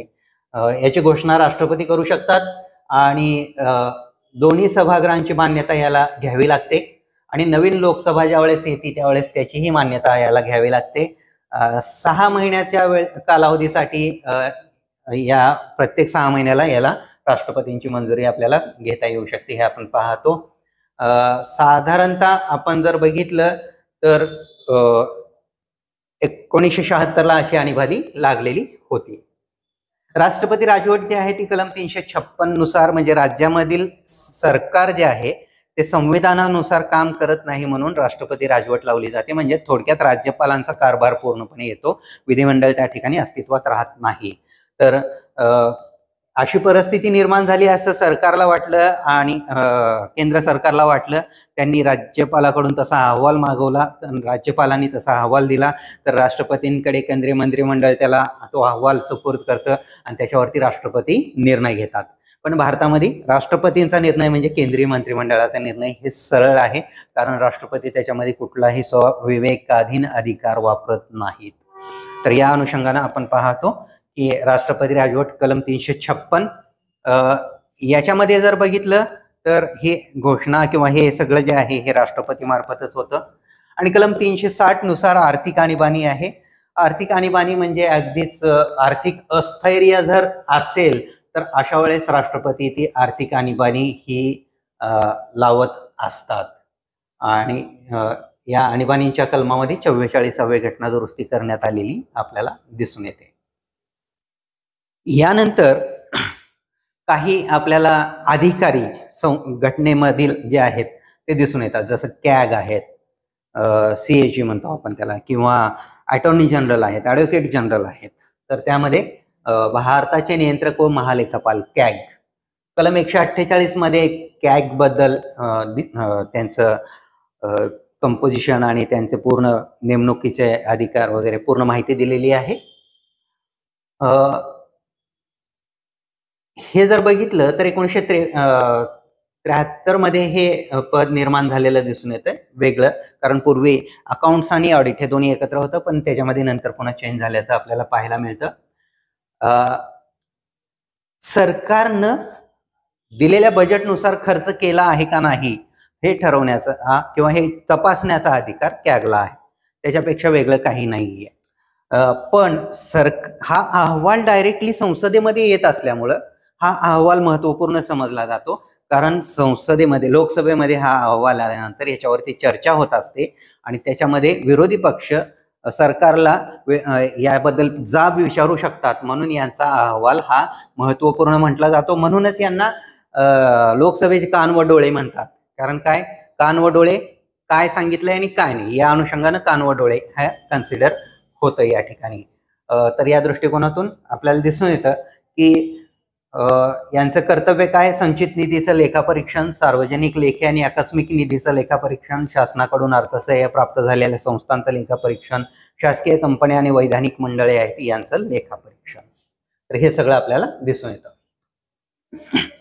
पुढलं भारताचा महान्यायवादी, अटॉर्नी जनरल, म्हणजे थोडक्यात काय, केंद्र सरकारचा वकील असं म्हणू शकतो आपण. तर भारताचा सर्वोच्च कायदा अधिकारी म्हणून याच्याकडे आपण पाहतो. कलम 76 नुसार याची नेमणूक केली जाते आणि ही नेमणूक राष्ट्रपती करतात. पात्रता सर्वोच्च न्यायालयाच्या न्यायाधीशाची असावी. वेतन वगैरे सर्वोच्च न्यायालयाच्या न्यायाधीशाप्रमाणे यांना मिळत असतं. राष्ट्रपतींची मर्जी असेपर्यंतच हा पदावरती राहू शकतो. याला विशिष्टाचा कुठलाही कार्यकाल दिलेला नाहीये. अधिकार आणि कार्य काय आहे? तर ज्या ठिकाणी केंद्राची बाजू मांडायची असेल त्या ठिकाणी हा न्यायालयामध्ये केंद्राचा प्रतिनिधी म्हणून उपस्थित राहतो. आणि कायदेविषयक सल्लागार असल्यामुळं आपण पाहतो की लोकसभेचं काम कायदे तयार करणं आहे, म्हणून कायदेविषयक सल्लागार असल्यामुळं लोकसभेमध्ये सदस्य नसताना पण उपस्थित राहण्याचा अधिकार याला देण्यात आलेला आहे, हे आपण पाहतो. त्याचबरोबर विशेषाधिकार संसदेच्या सदस्याप्रमाणेच आहेत, परंतु आपण जर बघितलं तर याला मत देण्याचा अधिकार मात्र दिलेला नाही, कारण हा लोकांचा प्रतिनिधी नाहीये, तर केंद्र सरकारचा प्रतिनिधी आहे. आणि त्या अनुषंगानं सर्वोच्च न्यायालयामध्ये जे काही राष्ट्रपतींनी एखादी सल्ला मागितला असेल वगैरे, तर त्यावेळेस हे सर्वोच्च न्यायालयामध्ये तो त्यांची बाजू मांडतो, हे आपण पाहतो. दुसरी गोष्ट याच्याबद्दल आणखी एक विशेष काय आहे, तर याला सहाय्य करण्यासाठी अटॉर्नी जनरलला सॉलिसिटर जनरल असतात, त्यांची संख्या हे केंद्र शासन स्वतः ठरवतं. महाधिवक्ता कलम 165 नुसार वरती 76 आहे आणि खालती 165. सेम पद्धतीने जसं वरचा केंद्राचा अधिकारी आहे सर्वोच्च कायदा अधिकारी, तसा हा राज्याचा सर्वोच्च कायदा अधिकारी आहे. वरती राष्ट्रपती नेमणूक करतात, खालती राज्यपाल नेमणूक करतात. वरती सर्वोच्च न्यायालयाचा न्यायाधीश होण्याची पात्रता असते, खाली उच्च न्यायालयाचा न्यायाधीश होण्याची पात्रता असते. वरती राष्ट्रपतींची मर्जी असेपर्यंत कार्यकाल असतो, खालती राज्यपालांची मर्जी असेपर्यंत कार्यकाल असतो. पगार भत्ते वरचे सर्वोच्च न्यायालयाप्रमाणे असतात, खालती आपण पाहतो की उच्च न्यायालयाच्या न्यायाधीशाप्रमाणे सर्व महाधिवक्त्याचे पगार व भत्ते असतात. अधिकार जसं वरती महान्यायवादी म्हणजे अटॉर्नी जनरलचे अधिकार आहेत, ते सेम पद्धतीने खालती महाधिवक्त्याचे अधिकार आहेत. विधिमंडळामध्ये उपस्थित राहणं, राज्य सरकारची बाजू मांडणं, कुठल्याही न्यायालयापुढे राज्य सरकारचा प्रतिनिधी, कायदा प्रतिनिधी म्हणून हजर राहणं वगैरे या बाबी आपण या ठिकाणी पाहतो. तर हे झाले महत्वपूर्ण असे 3 अधिकारी. त्यानंतर आपण पाहिलं तर केंद्र राज्य संबंध. केंद्र राज्य संबंधामध्ये आपण पाहिलं तर कायदेविषयक संबंध असतात, प्रशासकीय संबंध असतात आणि आर्थिक संबंध असतात. कायदेविषयक संबंध या दृष्टिकोनातून आपण पाहतो की विषय विभागणी केलेली आहे, जसं समवर्ती सूची, केंद्र सूची आणि राज्य सूची. तर या दृष्टिकोनातून कायदेविषयक संबंध आपण पाहतो. याच्यामध्ये राज्यसभेला विशेषाधिकार आहेत, हे पण या दृष्टिकोनातून आपण पाहतो. काही बाबतीमध्ये राज्य सूचीतील विषयावरती कायदा करण्याचा अधिकार राज्याकडून काढून घेऊ शकते राज्यसभा. तर हे कायदेविषयक संबंधामध्ये. दुसरं प्रशासकीय संबंधामध्ये वगैरे जर बघितलं तर कार्यकारी अधिकारांचं विभाजन केलेलं आहे की केंद्राचे काय अधिकार आहेत आणि राज्याचे काय आहेत. पण प्रशासकीय ह्याच्यामध्ये जर बघितलं तर all India services, IAS, IPS आणि इंडियन फॉरेस्ट सर्व्हिस यांचं नेमणूक जे आहे ही यामध्ये केंद्र करत असतं. निवड जे आहे ते केंद्र करतं आणि राज्य सरकार ही नेमणूक करतं त्यांचं. तर त्या अनुषंगानं प्रशासकीय संबंधामध्ये वर्चस्व केंद्राचं पुन्हा दिसून येतं. याचबरोबर राज्य आणि केंद्र यांच्यामध्ये ज्यावेळेस ही काही बाबी घटनात्मक होतील तर 356 ही प्रशासकीय कारणावरून लावता येऊ शकतं. तर केंद्राकडे ते अधिकार आपल्याला दिसून येतात. केंद्र काही विशेष परिस्थितीमध्ये पॅरामिलिटरी फोर्सेस डिप्लॉय करण्याचा आदेश राज्यांना देऊ शकतं, हे आपण पाहतो. तर या अनुषंगाने प्रशासकीय संबंध याच्यामध्येही केंद्राचा वर्चस्व आपल्याला पाहायला मिळतो. आर्थिक संबंधामध्ये जर बघितलं तर करांचा जो काही एक पूर्ण भारताचे रचना आहे, तर ती कर रचनेमध्ये आपल्याला दिसून येतं की केंद्राकडे सगळ्यात जास्त अधिकार आहेत, राज्याकडे खूप कमी आहेत. आता GST, one nation one tax म्हणून आपण पाहिलेला आहे, तर त्याचं रिडिस्ट्रीब्युशन करण्याचा अधिकार ही केंद्राकडे आहे, हे आपण पाहतो. राज्य सूचीतील विषयावर कर लादण्याचा अधिकार ही राज्य विधिमंडळाचा आहे. समवर्ती सूचीमध्ये विषयामध्ये कर लादण्याचा अधिकार दोघांनाही आहे, हे आपण पाहतो. जसं एक्साईज ड्युटी म्हणतो आपण, एक्साईज ड्युटीमध्ये काही विषय आहेत, ते केंद्र पण एक्साईज ड्युटी लावतं आणि राज्य पण एक्साईज ड्युटी लावतं, हे आपण पाहतो. तर आर्थिक संबंधामध्ये असं म्हटलं जातं की भारतात राज्य हे केंद्राकडे प्रत्येक वेळी कटोरा घेऊन उभं राहतं. तर आर्थिकदृष्ट्या भारतीय राज्य हे फारसे स्वावलंबी नाहीत, म्हणून केंद्राच्या दारामध्ये त्यांना सातत्यानं उभं राहावं लागतं. आणि त्याच अनुषंगानं आर्थिकदृष्ट्या किंवा प्लॅनिंगच्या दृष्टिकोनातून पूर्वी योजना आयोग होता आणि आता नीती आयोग आहे. तर हा एक केंद्र राज्य संबंधामध्ये आपण पाहतो. याच्यानंतर काही आयोग आहेत, जसं युपीएससी आहे, एमपीएससी आहे. कलम 325 मध्ये आपल्याला ते पाहायला मिळतं. युपीएससी आणि एमपीएससी म्हणजे राज्य लोकसेवा आयोग आणि केंद्रीय लोकसेवा आयोग. याच्यामध्ये अध्यक्ष आणि सदस्य वरती केंद्रात आहेत म्हणल्यावरती राष्ट्रपती नेमणूक करतात आणि खाली राज्यात आहे म्हटल्यानंतर राज्यपाल नेमणूक करतात. याच्यामध्ये दोघांमध्ये एकच फरक लक्षात ठेवायचा. तो काय फरक आहे की जसं राष्ट्रपती केंद्रीय लोकसेवा आयोगाच्या सदस्यांना काढून टाकू शकतात, तसं राज्यपाल काढून टाकू शकत नाहीत. तर त्यांना काढून टाकण्याचा अधिकार हा राष्ट्रपतींनाच आहे. ते फक्त निलंबित करू शकतात, सस्पेंड नाही करू शकत, म्हणजे पूर्णपणे काढून टाकू शकत नाहीत, बरखास्त नाही करू शकत. हा एकच मूलभूत फक्त फरक आहे. अदरवाईज दोघांचं कलम 325 नुसार सर्व सेम आहे, हे आपण पाहतो. त्यानंतर आपल्याला वित्त आयोग आहे कलम 280 मध्ये. आणि वित्त आयोग ही आपल्याला पाहता मिळतं की आर्थिकदृष्ट्या करांचं डिस्ट्रीब्युशन कसं करावं या दृष्टिकोनातून दर 5 वर्षासाठी राष्ट्रपती याची नेमणूक करतात. कुठलाही कायदे अर्थतज्ञ आहे किंवा एखादी IAS ऑफिसर जो आहे सिनियर मोस्ट, तर त्याची नेमणूक राष्ट्रपती करत असतात त्याचा अध्यक्ष म्हणून. त्याचं काम एकच असतं, ते म्हणजे काय की राष्ट्रपतींना सल्ला देणं, आणि तो सल्ला लोकसभेमार्फत राष्ट्रपती पुढे सादर होतो. राष्ट्रपतीच्या वरती निर्णय घेत असतात. आणि त्यानंतर निवडणूक आयोग कलम 324. निवडणूक आयोग माहिती आहे आता आपल्याला, स्वायत्त आयोग म्हणतो. आताच्या काळामध्ये निवडणुका आणि पारदर्शकता याच्यावरती बरंचसं डिस्कशन चालू आहे. तो आपला भाग नाहीये, पण याच्यामध्ये जर विचार करायला घेतलं तर लक्षात येईल आपल्याला की निवडणूक आयोगाचं कार्य काय आहे. तर निवडणुका घेणं, राजकीय पक्षांना मान्यता देणं, राजकीय पक्षांना चिन्ह आवंटित करणं, हे सगळं निवडणूक आयोगाचं कार्य आहे. तर अशा पद्धतीनं तुम्हाला हा जो काही एक आपला पॉलिटीचा मॅरेथॉन व्हिडिओ आहे. आता मॅरेथॉन म्हणत असताना हे रिव्हिजन पद्धतीनं आपण घेतलेलं आहे. 2-2.5 तासामध्ये हे सगळं काही कव्हर करण्याचा प्रयत्न केलेला आहे. कारण 10-10 तासाचं रिव्हिजन म्हणू शकत नाही आपण. रिव्हिजन हे कमीत कमी वेळेमध्ये अगदी परीक्षेला जाण्याच्या आधी व्हायला पाहिजे. अगदी तुम्ही एका दिवसामध्ये जर समजा शेवटच्या दिवसामध्ये परीक्षा 1 तारखेला 1 डिसेंबरला आहे किंवा कंबाईनची परीक्षा असेल, पहिल्या दिवशी 2-2 दिवसाचे तुम्ही 6-7 व्हिडिओ जर बघितले 1-2 तासाचे 1-2 तासाचे, तर सगळा पूर्ण रिव्हिजन व्हायला पाहिजे. या दृष्टिकोनातून हे घेतलेलं आहे. कारण जर एका व्हिडिओला जर आपण 12 तास जर घालत असू एका विषयाला, तर साहजिकच आहे की 8-10 दिवस रिव्हिजन आहे होणार. मग त्या 8-10 दिवसाचं रिव्हिजन म्हणू शकत नाही. शेवटच्या दिवसाचं रिव्हिजन होण्यासाठी हा व्हिडिओ तुम्हाला निश्चितच लाभदायक ठरेल ही अपेक्षा करतो. धन्यवाद.